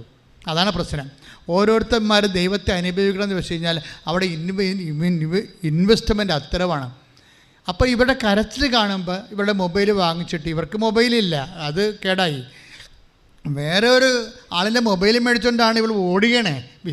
ഇവൾ ഓടിയിട്ടാണ് ലാബിൽ ചെന്നിട്ട് ഫോട്ടോസ് എടുത്തുകൊണ്ട് ഈ കളർ പെന്നും എടുത്തുകൊണ്ട് ഓടി വരണത്. ഇവർ ഓടി വരുമ്പോൾ സ്റ്റെയർ കേസ് വഴി ഇവർ ഓടിപ്പാഞ്ഞെത്തുമ്പോൾ ഇവർ ചെല്ലുന്ന വിശ്വാസ പ്രമാണമാണ്. അവിടെയാണ് പ്രശ്നം. ഓരോ ആൾക്കാർ വിശ്വാസം പ്രയോഗിക്കുന്ന രീതികൾ, ആ പടവും കൊണ്ട് പോരുമ്പോൾ മെഡിക്കൽ സ്റ്റോറിൽ പോട്ടസാലിൽ നിന്ന് മാതാവിൻ്റെ കൃപാസനം മാതാവിൻ്റെ പടവും എടുത്തുകൊണ്ട് സ്റ്റെയർകേസ് വഴി ഓടി വരുമ്പോൾ ഇവർ ചൊല്ലിക്കൊണ്ടിരിക്കുന്നത്, ഞാൻ വിശ്വാസ പ്രമാണം ചൊല്ലിക്കൊണ്ടാണ് എൻ്റെ കുഞ്ഞിനടുത്ത് അമ്മ മാതാവിനെയും കൊണ്ട് ഓടി. അപ്പോൾ പടവും കൊണ്ടോടി എന്നല്ല അവർ പറയണത്, മാതാവിനെയും കൊണ്ട് ഓടിയെന്നാണ് അവർ പറയുന്നത്. അതാണ് വിഷയം. അത് വിശ്വാസത്തിൻ്റെ നിലവാരമാണ്. ഞാൻ നിങ്ങളോട് പറയണത് ഒന്ന് കെമിസ്ട്രി ഓഫ് ദി ഫെയ്ത്ത് അല്ലെങ്കിൽ ബയോളജി ഓഫ് ദി ഫെയ്ത്താണ്. ഓരോ മനുഷ്യൻ അനുഭവിച്ചിട്ടുള്ള, വിശ്വസിച്ചിട്ടുള്ള, പ്രകടിപ്പിച്ചിട്ടുള്ള, പ്രഖ്യാപിച്ചിട്ടുള്ള വിശ്വാസത്തിൻ്റെ നിലവാരങ്ങളുണ്ട്. ഈ നിലവാരങ്ങളുടെ മുമ്പിൽ സത്യസന്ധമായ വിശ്വാസം കണ്ടാൽ ദൈവം സത്യമായതുകൊണ്ട് അതിനെ അക്സെപ്റ്റ് ചെയ്യും. ഉടനെ ഈ പടം കൊണ്ടുവന്ന് വെക്കുന്ന സമയത്ത് ഇവർക്ക് അകത്ത് കയറാൻ പറ്റത്തില്ല. കാര്യം എന്താണ്? അവിടെ സെക്യൂരിറ്റി നിൽക്കുകയാണ്. ICU വെന്റിലേറ്ററിലല്ലേ കൊച്ചേ, വാർഡ് പരിശോധന നടക്കുകയാണ്. അപ്പോൾ ഇസബെല്ലാണ്ട് അടുത്ത് അപ്പോഴും സെക്യൂരിറ്റി പറയും, ഇപ്പം ഈ പടം വെക്കാൻ പറ്റത്തില്ലെന്ന് പറയും. പടം വെക്കാൻ പറ്റാത്ത ഡോക്ടർമാർ അകത്തുണ്ട്, കൊച്ചിനെ പരിശോധിച്ചിരിക്കുകയാണ്. ഡോക്ടർമാരൊന്നും പറയണമില്ല. പക്ഷേ ഇവിടെ കാര്യം പറയും, ഇതൊന്ന് കൊണ്ടുപോയി വെച്ചാൽ മതിയെന്ന് പറയും. ഉടനെ സെക്യൂരിറ്റി ചേച്ചി പുറത്തുനിന്ന് വിശ്വാസ പ്രമാണം ചെല്ലുമ്പോൾ ഈ സെക്യൂരിറ്റി ചേച്ചി കൃപാസന മാതാവിൻ്റെ പടം കൊണ്ടുപോയി ഈ വെന്റിലേറ്ററിൽ കിടക്കുന്ന കുഞ്ഞിനെ തലയ്ക്ക് ഭാഗത്ത് വെക്കും. വെച്ച് അവർ പറയണത് വെച്ച് ഒരു നിമിഷം കഴിഞ്ഞില്ല, കൂടിയില്ല. എന്തോ മാറ്റങ്ങൾ കണ്ടപ്പോൾ ഉടനെ ഡോക്ടർമാർ എൻ്റെ ഭർത്താവിൻ്റെ കൂടെ ഉണ്ടായ കൂട്ടുകാരനകത്തേക്ക് വിളിച്ചെന്നാണ്. എന്താ പറയണത്? കൊച്ചു മൂത്രമൊഴിച്ച്. അതാണ് സംഭവം. അതെന്താ പ്രശ്നം വെച്ച് കഴിഞ്ഞാൽ പെട്ടെന്ന് ഇതെല്ലാം കൊച്ച് മരുന്നിനോട് മരുന്നിനോട് അക്സെപ്റ്റ് ചെയ്യാറുന്ന കൊച്ച് മരുന്നിനെ അക്സെപ്റ്റ് ചെയ്യാൻ തുടങ്ങി. ഇനി ഡോക്ടർമാർക്ക് എന്ത് വേണം ചെയ്യാം. ഇതാണ് നമ്മുടെ വിശ്വാസത്തിലും അതുപോലെ തന്നെ ശാസ്ത്രവും തമ്മിലുള്ള ഒരു വ്യത്യാസം എന്ന് പറയുന്നത്. അറ്റകൈ ശാസ്ത്രത്തിൻ്റെ കയ്യിൽ നിന്ന് പോയാൽ വിശ്വാസം ഉള്ളവർക്കാണെങ്കിൽ വിശ്വാസം പിടിക്കാം. അതുകൊണ്ടാണ് ഞാൻ എന്ന് പറയുന്നത്, നിങ്ങൾ എപ്പോഴും വിശ്വാസം, അതായത് വിശ്വാസം നല്ല ശരിക്ക്, ഞാൻ നിങ്ങളോട് ചില ആൾക്കാർക്ക് വിശ്വാസമില്ലാത്ത കൊണ്ടാണ് അവർ പ്രത്യക്ഷീകരണ പ്രാർത്ഥന മാത്രം ചൊല്ലിക്കൊണ്ടിരിക്കുന്നത്. അത് ദൈവത്തിനറിയാം, ഇവർക്ക് ഇതിനകത്തൊന്നും വിശ്വാസം വലുതായിട്ടൊന്നുമില്ല. പിന്നെ അവർ നേരം പോക്കിന് വേണ്ടി ഉടമ്പടി ചെയ്തു. ഉടമ്പടി ചെയ്യുമ്പോൾ എന്തെങ്കിലും ഒന്ന് കാട്ടിക്കൂട്ടണ്ടെന്ന് വിചാരിച്ചുകൊണ്ട് കൈ കിട്ടിയ പ്രത്യക്ഷ പ്രാർത്ഥന ചൊല്ലിക്കൊണ്ടിരിക്കുന്ന ആൾക്കാരുണ്ട്. അതല്ല പ്രശ്നം. നിങ്ങളിതിൻ്റെ അകത്ത് സത്യസന്ധമായിട്ട് വിശ്വസിക്കുന്നു എന്നുള്ളത് നിങ്ങളുടെ പ്രേക്ഷിത പ്രവർത്തനങ്ങൾ കൊണ്ടും ദൈവത്തെക്കുറിച്ച് നിങ്ങൾ ജനങ്ങളോട് സംസാരിക്കുന്നതും വിശ്വാസത്തെക്കുറിച്ചാണ് സംസാരിക്കുന്നതും ഇന്ന് ജനങ്ങളെ മുഴുവനും വിശ്വാസത്തിലേക്ക് കൊണ്ടുവരാൻ, ദൈവവിശ്വാസത്തിലേക്ക് കൊണ്ടുവരുന്ന കൃപാസനത്തിൻ്റെ ശുശ്രൂഷകളെക്കുറിച്ച് സംസാരിക്കുന്നത്, സുവിശേഷത്തെക്കുറിച്ച് സംസാരിക്കുന്നത് ആനുപാതികമാണ്. അങ്ങനെ സത്യസന്ധമായൊരു വിശ്വാസം പ്രഖ്യാപിച്ചപ്പോൾ പെട്ടെന്ന് ഈ കുഞ്ഞിനങ്ങോട്ട് മാറ്റം ഉണ്ടാകിയതിന് ശേഷം പിന്നീട് പറഞ്ഞത് 6 മാസം നിങ്ങൾ വെയിറ്റ് ചെയ്യണം കേട്ടോ എന്ന് പറയും. നിങ്ങൾ ധൃതി വെക്കരുത്. ഇതാണ് തെങ്ങ് വീണ കേസാണ്, മരിച്ചു പോകേണ്ട കൊച്ചാണ്. ഇനി ഇത് നേരെ ചൊവ്വയൊക്കെ കൈയും കാലുമൊക്കെ അനക്കി നേരെയൊക്കെ വരണമെങ്കിൽ, ബുദ്ധിയും ബോധം വെച്ച് നേരെയൊക്കെ വരണമെങ്കിൽ കുറേ മാസങ്ങൾ എടുത്തേക്ക് വരുമെന്ന് പറയും. പക്ഷേ ഇവരെല്ലാവരും ഞെട്ടിച്ചുകൊണ്ട് ഒരു 2 ആഴ്ച കഴിഞ്ഞപ്പോൾ ഇസബെല്ല ഡാൻസ് കളിക്കാൻ തുടങ്ങും. കൈയിട്ടിച്ച് കിടത്താൻ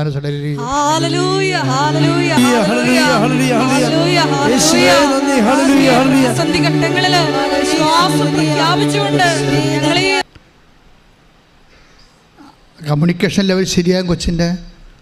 കൊച്ച് പാട്ട് പാടുന്ന രീതി പാട്ട് പാടും, നൃത്തം ചെയ്യും. ഇതെല്ലാം വിത്തിൻ നോ ടൈമാണ് സംഭവിക്കുന്നത്. വൈദ്യശാസ്ത്രത്തിൽ ഇതിൻ്റെയൊക്കെ സമയമുണ്ട്. പക്ഷേ ഉടമ്പടിക്ക് ടൈം ഷോർട്ടിംഗ് എന്ന് പറഞ്ഞൊരു കമ്പണൻ്റ് ഉണ്ടല്ലേ, സമയച്ചുരുക്കമെന്നില്ലേ, ആ സമയച്ചുരുക്കം നന്നായിട്ട് ഇത് വർക്കൗട്ട് ചെയ്യണം. സമയച്ചുരുക്കം ഇക്കാലങ്ങളിലുള്ള ഏറ്റവും നല്ല സാക്ഷ്യങ്ങളെല്ലാം സമയച്ചുരുക്കത്തിൻ്റെ ഒത്തിരിയേറെ സാക്ഷ്യങ്ങൾ. മനുഷ്യൻ്റെ ഏറ്റവും വലിയ പ്രശ്നം സമയം ദീർഘിച്ച് പോകണമെന്നല്ലേ. പക്ഷേ ഉടമ്പടിയുടെ ആദ്യകാലങ്ങളിൽ തന്നെ എനിക്ക് ഈ കാര്യത്തെക്കുറിച്ച് ദൈവത്തിൻ്റെ സൂചന ഉണ്ടായിരുന്നു, ഇത് സമയച്ചുരുക്കത്തിൻ്റെ പ്രാർത്ഥനയാണെന്ന്. പക്ഷേ നമ്മൾ ഉടമ്പടി കൃത്യമായിട്ട് ആണ്, അതനുസരിച്ച് സത്യസന്ധമായിട്ടും ദൈവസ്നേഹത്തോടെയുമാണ് ഈ വിഷയത്തിൽ അവലംബിക്കണമെങ്കിൽ സമയച്ചുരുക്കം ഉണ്ടാവും. ഇതിൻ്റെ അകത്ത് ഏറ്റവും രസകരമായിട്ട് അവസാനിക്കുന്നത് ഈ കുഞ്ഞിൻ്റെ സൗഖ്യം തുടങ്ങുന്നതിൻ്റെ കാരണമുണ്ട്. കുഞ്ഞവസാനം അമ്മമ്മയോട് പറയും, അമ്മ ഞാൻ കൃപാസനം മാതാവിനെ സ്വപ്നം കണ്ടെന്ന് പറയും. അതാണ് ഇതിൻ്റെ സംഭവം. ഞാൻ അതിലേക്ക് കൊണ്ടുവരാൻ വേണ്ടിയാണ് സാക്ഷ്യം പറഞ്ഞത്. സ്വപ്നം ഇന്ന് ഒത്തിരി പേര് കാണുന്ന ഒരു വിഷയമാണ്. അപ്പോൾ അമ്മമ്മ ചോദിച്ച്, അത് കൃപാസനം മാതാവിൻ്റെ അടുത്ത് കുഞ്ഞ് വേറെ എന്താണ് കണ്ടത്, എങ്ങനെയാണ് അത് കൃപാസനം മാതാവാണ്? 3.5 വയസ്സേ ഉള്ളെന്ന് നോക്കണം, ഇവിടെ വന്നിട്ടുണ്ടോയെന്ന് പോലും അറിയത്തില്ല. കുഞ്ഞ് പറയണത് അമ്മ കടലിൻ്റെ മീതെ വന്നെന്നാണ് പറയണത്. അതാണ് വിഷയം. അമ്മ കുഞ്ഞിൻ്റെ അടുത്തേക്ക് കടലിൻ്റെ മീതെ വന്നു. അപ്പോഴാണ് ഇവർ അമ്മ മനസ്സിലാക്കണത് കൃപാസന മാതാവിൻ്റെ കൂടെ ഒരു കടലുണ്ടല്ലോ എപ്പോഴും. അപ്പോൾ ആ കടൽ തിരയിലൂടെ വരും. പിന്നെ കുഞ്ഞ് പറയും കൃപാസന മാതാവിൻ്റെ കയ്യിൽ ഭൂമി ഉണ്ടായിരുന്നെന്ന് പറയും. അപ്പോൾ എനിക്കത് കേട്ടപ്പോൾ തോന്നിയത് ഭൂമി ഇതുവരെയൊക്കെ മെസ്സേജിൽ വന്നില്ലാത്ത ഒരു കാര്യമാണ്. പക്ഷെ ക്ലോക്ക് അമ്മ സമയഘടികാരം നെഞ്ചിൽ ചാർത്തിയാണ് അമ്മ പ്രത്യക്ഷപ്പെട്ടത് 2004. അന്ന് നമ്മുടെ കയ്യിലല്ല, നെഞ്ചത്തിലാണ് ഇരുന്നിരുന്നത് സമയഘടികാരം. അപ്പം അങ്ങനെ എന്തോ ആയിരിക്കും. അല്ലെങ്കിൽ പിന്നെ സാധാരണഗതി മറ്റു തരത്തിൽ ചിറകുള്ള കൃപാസന മാതാവിനെ ആൾക്കാർ സ്വപ്നം കണ്ടിട്ടുണ്ട്. ഞാനും കണ്ടിട്ടുണ്ട് സ്വപ്നം. അതെല്ലാം സമയ ചുരുക്കത്തിൻ്റെതാണ്. വെളിപാട് പുസ്തകത്തിൽ അതിൻ്റെ അടയാളങ്ങളൊക്കെ ഉണ്ട്. ഞാൻ പറയണ കാര്യം വെച്ച് കഴിഞ്ഞാൽ നമ്മൾ ഈ സ്വപ്നം കാണുക, അല്ലെങ്കിൽ സുഗന്ധാഭിഷേകം ഉണ്ടാവുക, അല്ലെങ്കിൽ ദർശനങ്ങൾ കാണുക എന്നൊക്കെ പറഞ്ഞാൽ അതിൻ്റെ അർത്ഥം പ്രസൻസ് ഫീൽ ചെയ്തതെന്നാണ്. ഉടമ്പടിയുടെ ഏറ്റവും സംഭവത്തിൽ പ്രസൻസ് അല്ലേ. ഞാൻ നിൻ്റെ കൂടെ വരും, I will come with you wherever you go. അതാണല്ലോ. ഇപ്പോൾ 1 ജോഷുവ 1:9 വചനം വായിച്ച് ശ്രദ്ധിക്കട്ടെ. ഹല്ലേലൂയ ഹല്ലേലൂയ ഹല്ലേലൂയ ഹല്ലേലൂയ ഹല്ലേലൂയ ഹല്ലേലൂയ. ജോഷുവ 1:9 ശക്തനും ധീരനുമായിരിക്കണമെന്നും ഭയപ്പെടുകയോ പരിഭ്രമിക്കുകയോ ചെയ്യരുതെന്നും നിന്നോട് ഞാൻ കൽപ്പിച്ചിട്ടില്ലയോ? നിന്റെ ദൈവമായ കർത്താവ് നീ പോകുന്നിടത്തെല്ലാം നിന്നോട് കൂടെ ഉണ്ടായിരിക്കും. നീ പോകുന്ന ഇതാണ് ഒരു വാഗ്ദാനമാണത്. ഉടമ്പടിയുടെ വാഗ്ദാനമാണ്. നീ പോകുന്നിടത്തെല്ലാം എന്ന് പറഞ്ഞാൽ നീ പോകുന്നിടത്തെല്ലാം നിന്നോട് കൂടെ ഞാനുണ്ടായിരിക്കും. അപ്പം അത് ഉറക്കമായാൽ പോലും ദൈവത്തിൻ്റെ സാന്നിധ്യം കാണാവുന്ന അവസ്ഥയിൽ അടയാളങ്ങൾ കാണിക്കാം. ഉറക്കമായാൽ പോലും അത് സ്വപ്നങ്ങളിലൂടെയും ദർശനങ്ങളിലൂടെയുമാണ്. അപ്പോൾ ഇതുപോലെ കുഞ്ഞിനും ആ സ്വപ്നം കിട്ടിയിരിക്കുകയാണ്. നിങ്ങൾ സ്വപ്നം കണ്ടോ ദർശനം കണ്ടോ വെച്ചാൽ അപ്പോൾ നിങ്ങൾ മനസ്സിലാക്കണം ഇത് കർത്താവിൻ്റെ സാന്നിധ്യമാണ് ഇതുകൊണ്ട് ഉദ്ദേശിക്കണതെന്ന്. ദൈവസാന്നിധ്യമാണ്. അപ്പോൾ ദൈവസാന്നിധ്യം ഉടമ്പടി വാഗ്ദാനത്തിൻ്റെ ഒരു ഭാഗമാണ്. അപ്പോൾ നിങ്ങൾ ഒറ്റക്കല്ല എന്നതിൻ്റെ അർത്ഥം. ദൈവം നിങ്ങളുടെ കൂടെയുണ്ട്. സാന്നിധ്യത്തിൽ അദൃശ്യമായ സാന്നിധ്യത്തോടെ ദൈവം നിങ്ങളുടെ കൂടെ വസിക്കുകയാണ്. ഒരു സാക്ഷി ദിവസം ഉണ്ടായത് ഒരു മേരി ഏഞ്ചലിൻ്റെ സാക്ഷി, മേരി ഏഞ്ചൽ പോളിൻ്റെ പ്രശ്നം വെച്ച് കഴിഞ്ഞാൽ പോൾ അവരുടെ ഭർത്താവാണ്. അവരുടെ പ്രശ്നം ഭർത്താവ് യുക്രൈനിൽ പഠിച്ച ആളാണ്, MBBS പഠിച്ച ആളാണ്.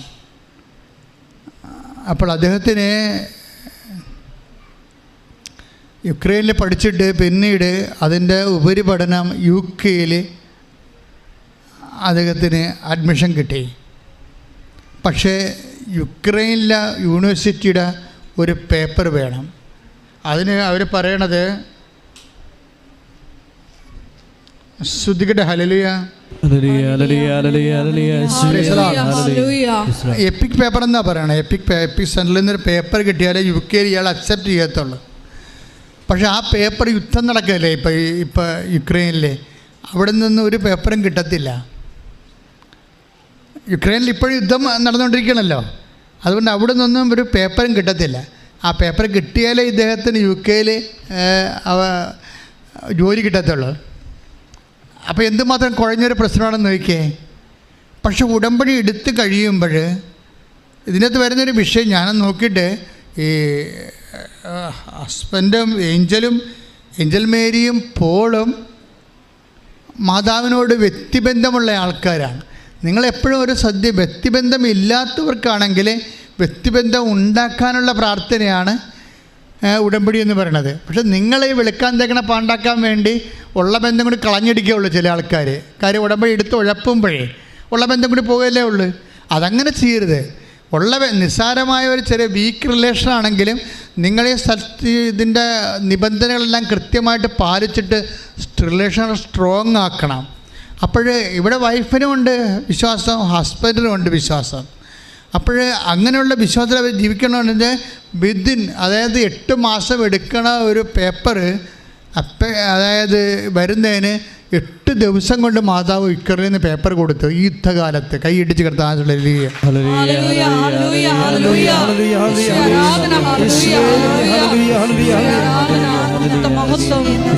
പരിശുദ്ധ പരമ ദിവ്യകാരുണ്യത്തിന് ഉടമ്പടിയിലൂടെ ഞാൻ നിങ്ങളോടെല്ലാം പറയണത് ഈ ആഴ്ചയിൽ അനുഭവിച്ച ദൈവാനുഭവങ്ങളെക്കുറിച്ചാണ്, അല്ല പണ്ടത്തെ എവിടെയെങ്കിലും ഒരു സംഭവത്തെക്കുറിച്ചല്ല. ഈ ആഴ്ചയിൽ ഈ അൾത്താരയിൽ നിന്ന് മനുഷ്യൻ അവൻ്റെ ജീവിതത്തിൻ്റെ തകർച്ചയുടെ ദുരന്തത്തെ മുഖാഭിമുഖം കണ്ടപ്പോൾ 2004 ഡിസംബർ 7-ാം തീയതി അമ്മ പ്രത്യക്ഷപ്പെട്ടിട്ട് എന്താ പറഞ്ഞത്? ദുരന്തം ഉണ്ടാകാൻ പോകുന്ന പ്രാർത്ഥിക്കണമെന്നാണ്. അപ്പം ഞാൻ സുനാമി നടന്നത് കാരണം ഞാൻ അങ്ങനെ ഓർത്ത് സുനാമി ആയിരിക്കും അമ്മ ഉദ്ദേശിച്ചതെന്ന്. പക്ഷേ ഇവിടെ സാക്ഷ്യം പറഞ്ഞവരെല്ലാം ഒറ്റയ്ക്ക് ലോകത്തിൽ എപ്പോഴെങ്കിലും സംഭവിക്കുന്ന പ്രളയത്തെക്കുറിച്ചോ കോവിഡിനെക്കുറിച്ചോ അല്ല സാക്ഷ്യം പറയണത്. അവരുടെ നിന്ന് വിളിച്ചു, ഇംഗ്ലണ്ടിലാണെന്ന് പുള്ളി, നീ തിരിച്ചു പോയാന്ന് ചോദിച്ചു. കാര്യം വിസിറ്റിന് പോയിരിക്കുകയല്ലേ, നീ തിരിച്ച് ജോലിക്ക് വേണ്ടി ചെന്നിട്ട് വിസിറ്റ് വിസ എടുത്ത് പോയിരിക്കുക, നീ തിരിച്ച് പോകുന്നതെന്ന് ചോദിച്ചു. അപ്പോൾ പറഞ്ഞു ഞാൻ പോകുന്നില്ല, ജോലിയൊന്നും ആയില്ല, ഞാൻ വെയിറ്റ് ചെയ്യുകയാണ്. അപ്പോൾ ഈ കൂട്ടുകാരൻ പറയും, നീ ഒരു ഒബ്സർവേഷനിലൊരു ഹോസ്പിറ്റലിലേക്ക് ഒരു ഇൻ്റർവ്യൂവിന് കൊടുക്കുക, അവിടെ ഒരു തസ്തിക വന്നിട്ടുണ്ടെന്ന് പറയും. ഈ ഹോസ്പിറ്റലിൽ പോയി തസ്തിക ഇൻ്റർവ്യൂവിന് കൊടുക്കും. ഇൻ്റർവ്യൂവിന് കൊടുക്കുമ്പോൾ ഇൻ്റർവ്യൂ ഒക്കെ കഴിയും. എന്നിട്ട് അവർ പറയും ഇവിടെ തസ്തിക ഒന്നും ഇല്ലെന്ന് പറയും. ഇൻ്റർവ്യൂ നിങ്ങൾ പാസ്സായി, പക്ഷേ തസ്തികയില്ല, ഡോക്ടറായിട്ട് അപ്പോയിൻമെൻറ്റ് ഇവിടെ നടക്കത്തില്ല, 6 മാസമോ 8 മാസമോ കഴിയുമെന്ന് പറയും. അപ്പോഴേ ഇവർക്ക് ഈ പോളെന്ന് പറയുന്ന ആളിന് ഒരു സുഗന്ധാഭിഷേകം ഉണ്ടാകും. അത് സ്വപ്നത്തിലാണ് സുഗന്ധാഭിഷേകം. ഇവൻ ആകാശത്ത് നോക്കുമ്പോൾ ഇവൻ ഈ നടന്നുകൊണ്ടിരിക്കണ എല്ലാം മാതാവിൻ്റെ പ്രക്രിയയാണെന്ന് ഈ മനുഷ്യന് എപ്പോഴും വിശ്വാസമുണ്ട്. പക്ഷേ അമ്മ തന്നെയാണ് ഡയറക്റ്റ് ഇതൊക്കെ ചെയ്യണത്. അത്ഭുതങ്ങളാണല്ലോ സംഭവിക്കണത്. ഇല്ലാത്ത ജോലി ഉണ്ടെന്ന് പറഞ്ഞ കൂട്ടുകാരൻ വിളിക്കുന്നു, അതിനെക്കുറിച്ച് ഇതിനെക്കുറിച്ച് ഐഡിയയും പുള്ളിക്കില്ല. പക്ഷേ ചെന്ന് പെടുന്ന സ്ഥലത്ത് ഇൻ്റർവ്യൂ പങ്കെടുക്കുന്നു, പക്ഷേ ഇൻ്റർവ്യൂ കഴിയുമ്പോൾ അവിടെ ജോലിയില്ല. അപ്പോൾ ഇതെന്തൊക്കെയാണ്, ഇത് എങ്ങോട്ടാണ് പോകണമെന്ന് പുള്ളിക്കൊരു പിടിയില്ല. അപ്പോൾ നടക്കുന്ന കാര്യങ്ങൾക്കെല്ലാം മാതാവിൻ്റെ കാൽപെരുമാറ്റം ഉണ്ടോ എന്നറിയാൻ വേണ്ടി പുള്ളി അങ്ങനെ മനസ്സിലങ്ങനെ ആശങ്ക കാണിച്ച് പ്രാർത്ഥിച്ചപ്പോൾ ഒരു സ്വപ്നം കണ്ടത് ആകാശത്ത് നക്ഷത്രങ്ങളെല്ലാം വിതറിയിട്ട് ഈ നക്ഷത്രങ്ങളെല്ലാം ഒരുമിച്ച് കൂടി മാതാവിൻ്റെ ഒരു സ്തുതിയും പിടിച്ച് പറഞ്ഞു നിൽക്കുന്ന രൂപം പുള്ളി കാണാം. ഇതാ വിഷയം. അവൻ്റെ അർത്ഥം എന്താണ്? നീ ആശങ്ക ഒന്നും പറയണ്ട, ഞാൻ തന്നെയാണ് നിൻ്റെ പിന്നിൽ ഉള്ളത്. പിറ്റേ ദിവസം ഒരു സംഭവം നടക്കും. ആ ആശുപത്രി 8 മാസം കഴിഞ്ഞാൽ വന്നാൽ മതി എന്ന് പറഞ്ഞ ആശുപത്രിയിൽ നിന്ന് പെട്ടെന്ന് വിളിച്ച് പറയും, ഇവിടെ ഒരു ഡോക്ടർ രാജിവെച്ച് പോയിട്ടുണ്ട്, നിങ്ങൾക്ക് ആ തസ്തികയിൽ കയറാമെന്ന് പറയും. Praise the Lord. ഇതിൻ്റെ കാര്യങ്ങൾ പോണ പോക്കുണ്ടാകും. അതായത് നമ്മളുടെ കാൽക്കുലേഷനിലല്ല പോണത്. ശരിക്കും നമ്മളിപ്പം തീർന്നെന്ന് പറയുമ്പോൾ അമ്മയെല്ലാം തുടങ്ങിക്കൊണ്ട് വരും. നിങ്ങളത് കാരണം എന്ന് വെച്ചാൽ നിങ്ങൾ ഇത് 2 വള്ളത്തേലും ചവിട്ടരുത്. ഒറ്റ വള്ളത്തെ ചവിട്ട് കൃത്യമായിട്ട് വെടിപ്പായിട്ട് വിശ്വാസിയായി നിന്നുകൊണ്ട് സുവിശേഷത്തിൻ്റെ ചരിത്ര മുന്നേറ്റവും സാക്ഷ്യ മുന്നേറ്റവും നടത്തണം. അപ്പോൾ നീ സ്നേഹിക്കുന്ന സത്യസന്ധമായ ദൈവം ആരാണെന്നും നിന്നെ സഹായിക്കുന്നത് എങ്ങനെയാണെന്നും നിനക്ക് അറിവ് നൽകും. എന്ത് വിധത്തിലും അറിവ് നൽകും. എന്താ ഞാൻ ഇങ്ങനെ പറയണമെന്ന് ചോദിച്ചു കഴിഞ്ഞാൽ, ചില ആൾക്കാർക്കൊരു കുഴപ്പമുണ്ട്. അവർ ഉടമ്പടിയും ചെയ്യും, വേറെ ഏതെങ്കിലും പള്ളിയിൽ പോയി വേനയും കൂടും, അവർ പല സ്ഥലങ്ങളിൽ ഇങ്ങനെ കറങ്ങി നടക്കും. അത് വർക്കൗട്ട് ചെയ്യത്തില്ല. അത് ദൈവത്തിനെ പറ്റിക്കുന്നതിന് തുല്യമാണ്. പിന്നെ നിങ്ങൾക്കത് കുഴപ്പമൊന്നുമില്ല, നിങ്ങളെ ഫ്രോഡായിട്ട് ദൈവം നേരത്തെ കണ്ടിട്ടുണ്ട്. ബ്രാൻഡ് ചെയ്ത പാർട്ടിയാണ്. കാര്യം എവിടെ നിന്നാണ് ഇപ്പോൾ ബറിയത് മുനാളിനെ മുത്തും താഴെ കിടക്കുന്ന പാമ്പിനെയും മുത്തും എവിടെ നിന്നാണ് രക്ഷവനെന്ന് അറിയത്തില്ലെന്ന് പറഞ്ഞ് നടക്കുന്ന അലപലാതി വിശ്വാസികളില്ലേ. അപ്പം അവരോട് എനിക്ക് പറയാനുള്ളത്, നിങ്ങൾ ഈ ഉടമ്പടിയുമായിട്ട് നിങ്ങൾ ഇപ്പോഴെങ്കിലും ബന്ധപ്പെടരുത്. അങ്ങനെ ഉണ്ടെങ്കിൽ നിങ്ങൾക്കിത് ഉടമ്പടിയുമായിട്ട് ദൈവമായിട്ട് സന്ധി ചേർന്ന് സഖ്യം ചേർന്ന് കക്ഷിയായി മാറണമെന്ന് ദൈവത്തിൻ്റെ സ്വന്തം കക്ഷിയായി മാറണമെങ്കിൽ നിങ്ങൾ മറ്റുള്ള ചുറ്റിക്കളികളെല്ലാം അവസാനിപ്പിക്കണം. കർക്കക്രിസ്ത്യാനി പ്രത്യേകിച്ച് അവിടെയും പോയി നൊവേന കൂടും, ഇവിടെയും കൂടി നൊവേന കൂടും. അപ്പോൾ അങ്ങനെ വരുമ്പോൾ ഇവിടെയും വന്ന് ഉടമ്പടി എടുക്കും. അങ്ങനെയുള്ള കർക്കക്രിസ്ത്യാനികളെ ഞാൻ പറഞ്ഞത് ഗ്രൗണ്ട് വിട്ട് പോകണമെന്നാണ് പറയണത്. നിങ്ങൾ കറക്കമെല്ലാം കഴിഞ്ഞിട്ട് എപ്പോഴെങ്കിലും ഉറക്കുമല്ല, അപ്പോൾ വന്ന് മര്യാദ കുറമ്പ് ഇങ്ങനെ ആട്ടക്കാർ വന്നിട്ട് കാര്യമില്ല. അവരുടെ കളിത്തട്ടല്ല ഇത്. ആട്ടക്കാർ അവിടെയും ഇവിടെയും പോയി ആടുന്നവരുടെ ആട്ടക്കാരുടെ കളിത്തട്ട്. നിങ്ങൾ അമ്മമാതാവിൻ്റെ മധ്യസ്ഥരാണ് വിശ്വസിക്കണമെങ്കിൽ ബാക്കിയെല്ലാം തൽക്കാലത്തെ കട്ട് ചെയ്യുക. അറ്റ്ലീസ്റ്റ് 90 ദിവസത്തേക്ക്. കാര്യം എന്താണ്? 90 ദിവസമാണ് ഉടമ്പടിയുടെ സമയം. ആ 90 ദിവസത്തേക്ക് എല്ലാ സംഭവം കട്ട് ചെയ്യണം. എന്നാൽ നിങ്ങൾ ഉടമ്പടി തന്നെ പൂർണ്ണമായിട്ട് ശ്രദ്ധ വയ്ക്കണം. കാര്യം ഇതിൻ്റെ അകത്ത് കൈ പൊള്ളണ കേസ് കെട്ടാണ്. മറ്റൊന്ന് പറയുമ്പോൾ എന്തെങ്കിലും പാട്ടും പടിയൊക്കെ നടന്നാൽ മതി. ഇത് നമുക്ക് മുടക്കൊന്നുമില്ല. വല്ല മുടക്കം ഉണ്ടാകും. നാക്കുകൊണ്ട് കുറേ പാട്ടൊക്കെ പാടി നടന്നാൽ മതി. വേറെ കുഴപ്പങ്ങളൊന്നുമില്ല, മുടക്കമൊന്നുമില്ല. ഇതിന് നമുക്ക് നല്ല ഇൻവെസ്റ്റ്മെൻറ്റ് ആവശ്യമുണ്ട്. കാര്യം ഇത് മേജർ ഡ്യൂട്ടി ചെയ്യണ പ്രാർത്ഥനയാണ്, അല്ല ലൈറ്റ് വെയ്റ്റ് ആയിട്ടുള്ള പ്രെയർ അല്ല. അപ്പം അതുകൊണ്ട് നിങ്ങൾ ഉപ്പ് നോക്കാനോ രുചി നോക്കാനോ മധുരം നോക്കാനോ ഉടമ്പടി എടുത്ത് നോക്കരുത്. അത് ദൈവത്തെ പരീക്ഷയ്ക്ക് തുല്യമാണ്. അടയാളങ്ങളെ എപ്പോഴും കർത്താവ് പറഞ്ഞിട്ട് ഇപ്പോൾ ഒന്ന് ശ്രുതിക്കട്ടെ മക്കളെ. യേശു സ്വസ്ഥം ഹല്ലേലൂയ.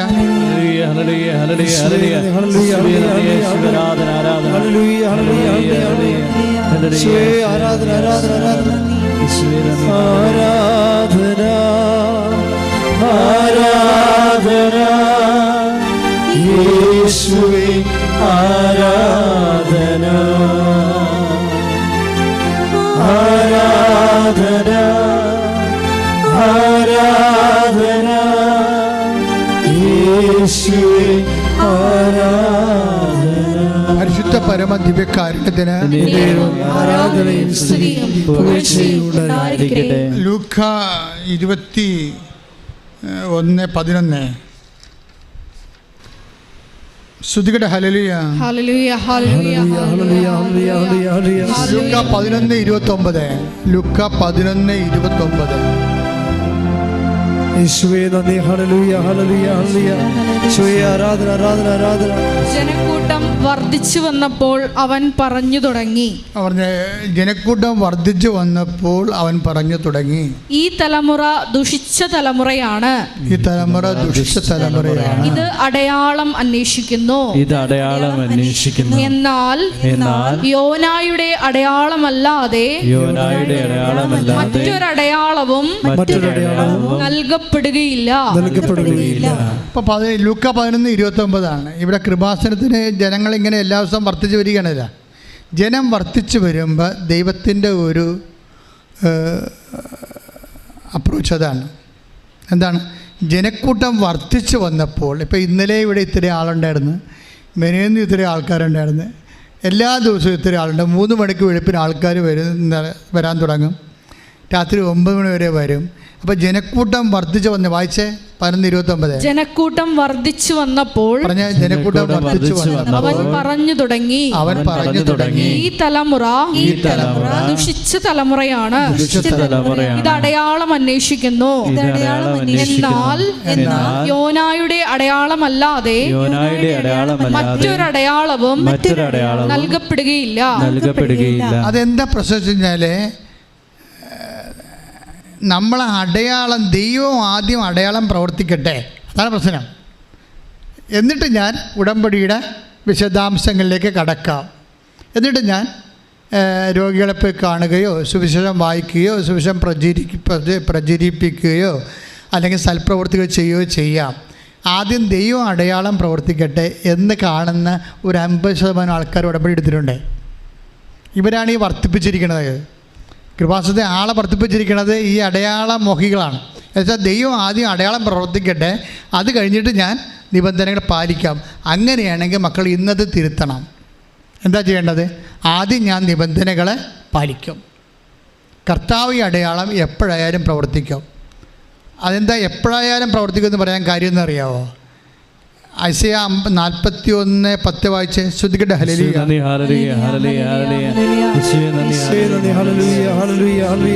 യേശയ്യ 41:10.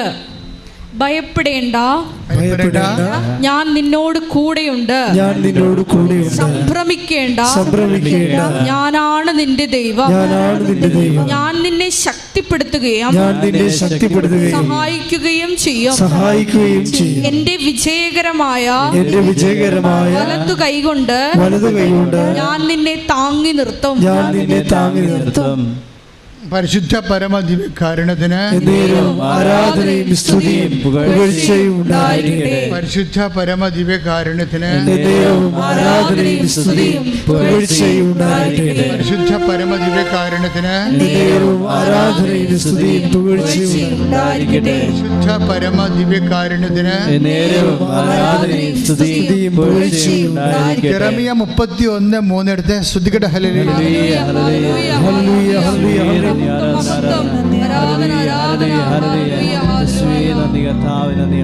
ജെറമിയ 31:3. വിദൂരത്തിൽ നിന്ന് കർത്താവ് അവന് പ്രത്യക്ഷനായി അരുൾ ചെയ്തു, എനിക്ക് നിന്നോടുള്ള സ്നേഹം അനന്തമാണ്, നിന്നോടുള്ള വിശ്വസ്തത അചഞ്ചലവും.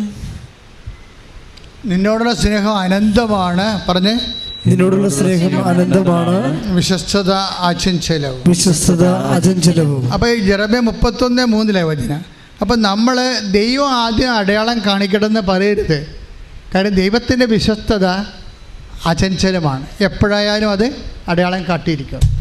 ഈ ഒരു ബോധം നമുക്കുണ്ടാകണം.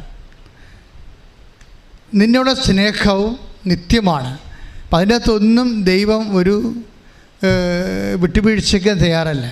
അപ്പോൾ തന്നെ ഉടമ്പെടുക്കുമ്പോൾ ഓർക്ക് ഞാൻ നിത്യസ്നേഹത്തിലേക്ക് ദൈവത്തെ വിളിക്കപ്പെട്ടിരിക്കുകയാണ്. ദൈവം എപ്പോഴും ആയാലും അടയാളം കാണിക്കും. ഞാൻ ആദ്യമേ കയറി കർത്താവിൻ്റെ തിരുസന്നിധിയിൽ എടുത്ത നിബന്ധനകൾ നിറവേറ്റണം. പ്രാർത്ഥിക്കുക. കർത്താവ് ദൈവമേ, അടയാളം അന്വേഷിക്കാതെ നിബന്ധനകൾ നിറവേറ്റി ഉടമ്പടിയുടെ വിശ്വസ്ത പങ്കാളിയാകാൻ നിത്യസ്നേഹത്താൽ എന്നെ അഭിഷേകം ചെയ്യണം. ശ്രദ്ധിക്കട്ടെ. ഹല്ലേലൂയ.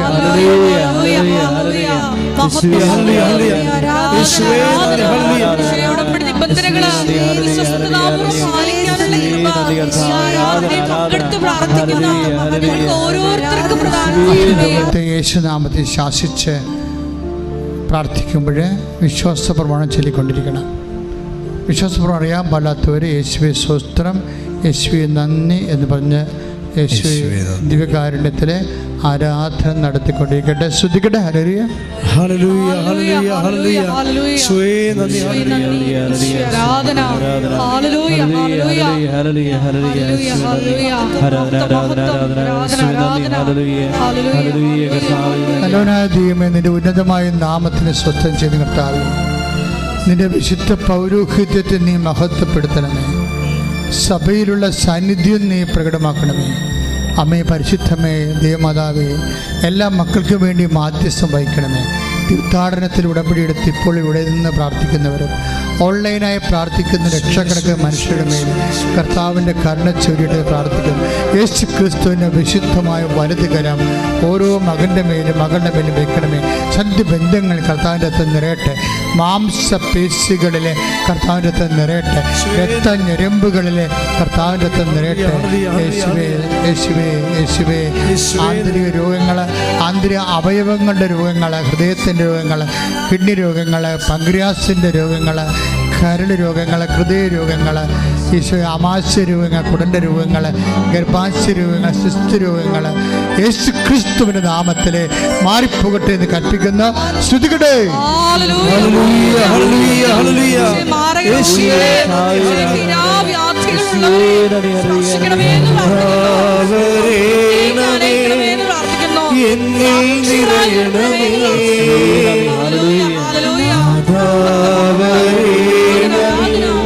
സൗഖ്യം നൽകണമേ,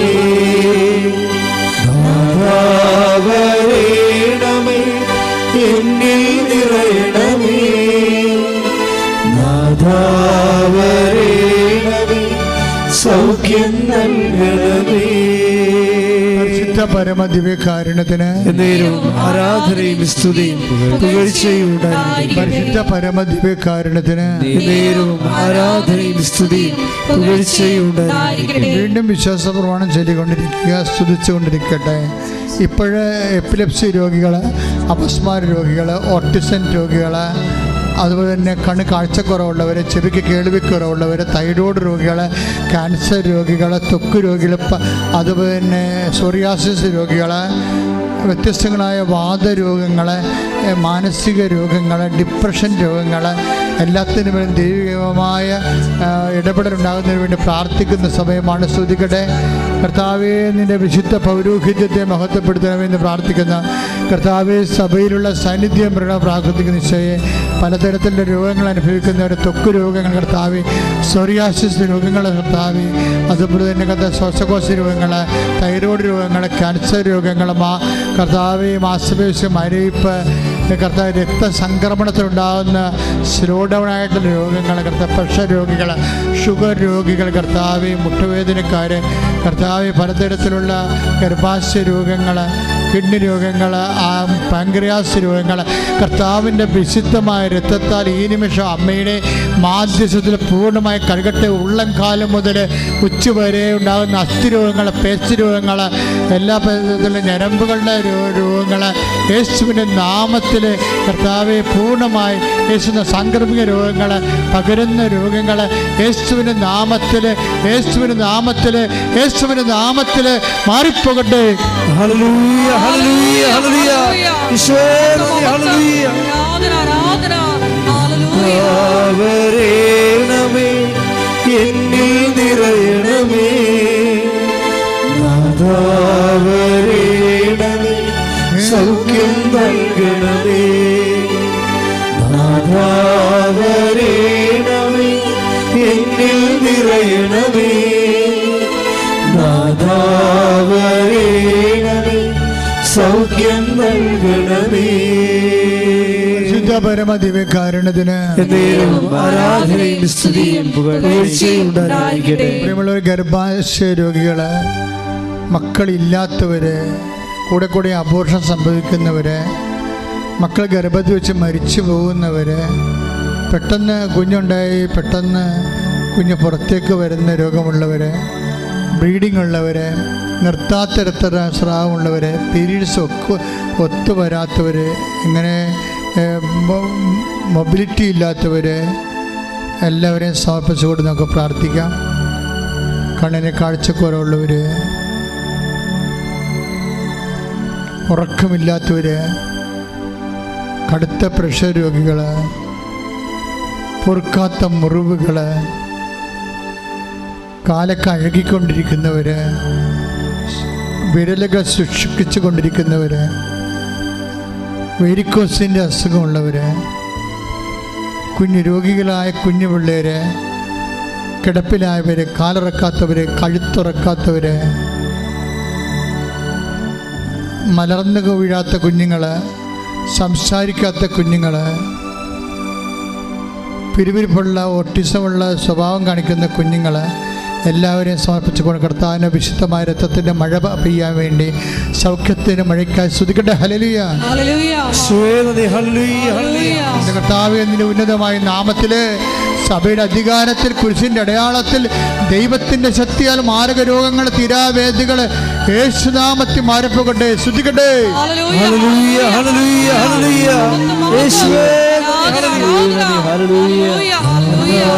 വരേണമേ, എന്നിൽ നിറയണമേ, നാഥാ വരേണമേ, സൗഖ്യം നൽകണമേ, നാഥാ വരേണമേ, എന്നിൽ നിറയണമേ, നാഥാ വരേണമേ, സൗഖ്യം നൽകണമേ. പരിശുദ്ധ പരമദിവ്യകാരുണ്യത്തിന് ആരാധനയും സ്തുതിയും പുകഴ്ചയും ഉണ്ടായിരിക്കട്ടെ. പ്രിയമുള്ളവരെ, സാമ്പത്തികം ബാധ്യതയിൽ വിഷമിക്കുന്നവർ, കടമുള്ളവർ, ജപ്തി നടപടി നേരിടുന്നവർ, വരുമാന മാർഗങ്ങൾ മുട്ടിപ്പോയി കടക്കമ്പോളം അടഞ്ഞു കിടക്കുന്നവർ, വാടക ഒഴിയാത്തവർ, വാടകയ്ക്ക് സ്ഥലം അന്വേഷിച്ചിട്ട് കിട്ടാത്തവർ, സ്ഥലം വിറ്റുമാറാത്തവർ, സ്ഥലത്തിന് വഴിയില്ലാത്തവർ, പരീക്ഷാ തടസ്സങ്ങൾ, റിസൾട്ട് പ്രതീക്ഷിക്കുന്നവർ, തോറ്റുപോയിട്ട് വീണ്ടും അറ്റൻഡ് ചെയ്യാൻ പോകുന്നവർ, ഇൻ്റർവ്യൂവിനെ അഭിമുഖീകരിക്കുന്നവർ,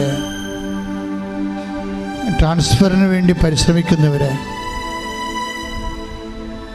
എല്ലാവരെയും ഓർത്ത് പ്രാർത്ഥിക്കുന്ന, സമാധാനമില്ലാത്തവർ, വിവാഹ ജീവിതം ഡൈവേഴ്സിലേക്ക് നീങ്ങുന്നവർ, കേസിൽ അകപ്പെട്ടിരിക്കുന്നവർ, നാട്ടിലേക്ക് വരാൻ ജാമ്യം പോലും കിട്ടാതിരിക്കുന്നവർ, എല്ലാവരും സമർപ്പിച്ച് പ്രാർത്ഥിക്കുന്നു. വിസ്താരത്തിലിരിക്കുന്ന കേസുകൾ, വിധി പറയാൻ പറ്റിയിരിക്കുന്ന കേസുകൾ, ഇപ്പോഴും ജയിലിൽ ആയിരിക്കുന്നവർ, എല്ലാവരെയും സമർപ്പിച്ചുകൊണ്ട് പ്രാർത്ഥിക്കുന്നു. സാമ്പത്തിക ബാധ്യതകൾ, ജീവിതമാർഗം മുട്ടി നിൽക്കുന്നവർ, നിങ്ങൾ സാക്ഷ്യം പറയാവുന്ന മാത്രം മനസ്സിൽ പറഞ്ഞുകൊണ്ട് ശ്രദ്ധിക്കേണ്ട. ഹല്ലേലൂയ, ഹല്ലേലൂയ, ഹല്ലേലൂയ. കർത്താവിൻ്റെ ഉന്നതമായ നാമത്തിൽ സഭയുടെ അധികാരത്തിൽ വിവാഹ തടസ്സമുള്ളവരെ സംബന്ധിച്ച് പ്രാർത്ഥിക്കുന്നു. വിദേശത്ത് പോകാൻ നിൽക്കുന്നവർ, വന്നിട്ട് തിരിച്ചു പോകാൻ കഴിയാതെ കുടുങ്ങിപ്പോയവർ, എല്ലാവരും അങ്ങനെ തിരിച്ചു പ്രാർത്ഥിക്കും. എൻ്റെ കർത്താവിൻ്റെ ഉന്നതമായ നാമത്തിൽ സഭയുടെ അധികാരത്തിൽ കുരിശിൻ്റെ അടയാളത്തിൽ എല്ലാ ജീവിത ദുരിതങ്ങളും തടസ്സങ്ങളും യേശുക്രിസ്തു നാമത്തിൽ മാറിപ്പോകട്ടെ എന്ന് കൽപ്പിക്കുന്ന. ശ്രദ്ധിക്കട്ടെ.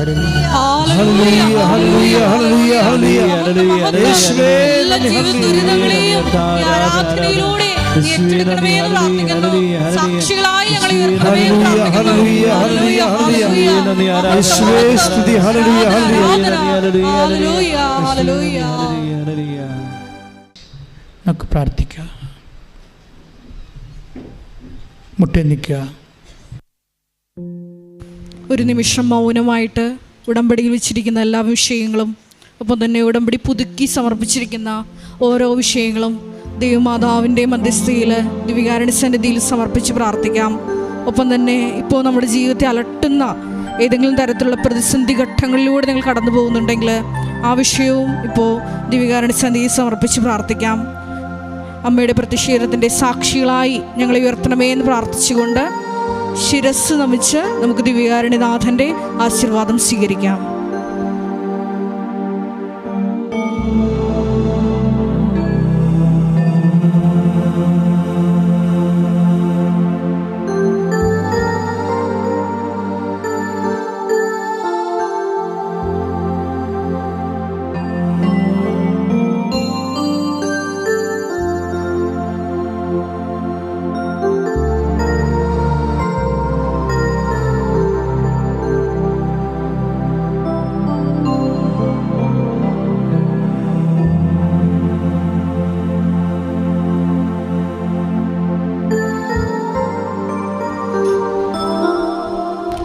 പരിശുദ്ധ പരമമാ ദിവ്യകാരുണ്യമേ,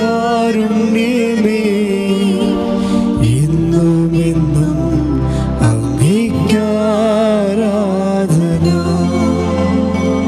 പരിശുദ്ധ പരമമാ ദിവ്യകാരുണ്യമേ, എന്നുമെന്നും അങ്ങേയ്ക്കാരാധന. പരിശുദ്ധ പരമമാ ദിവ്യകാരുണ്യമേ,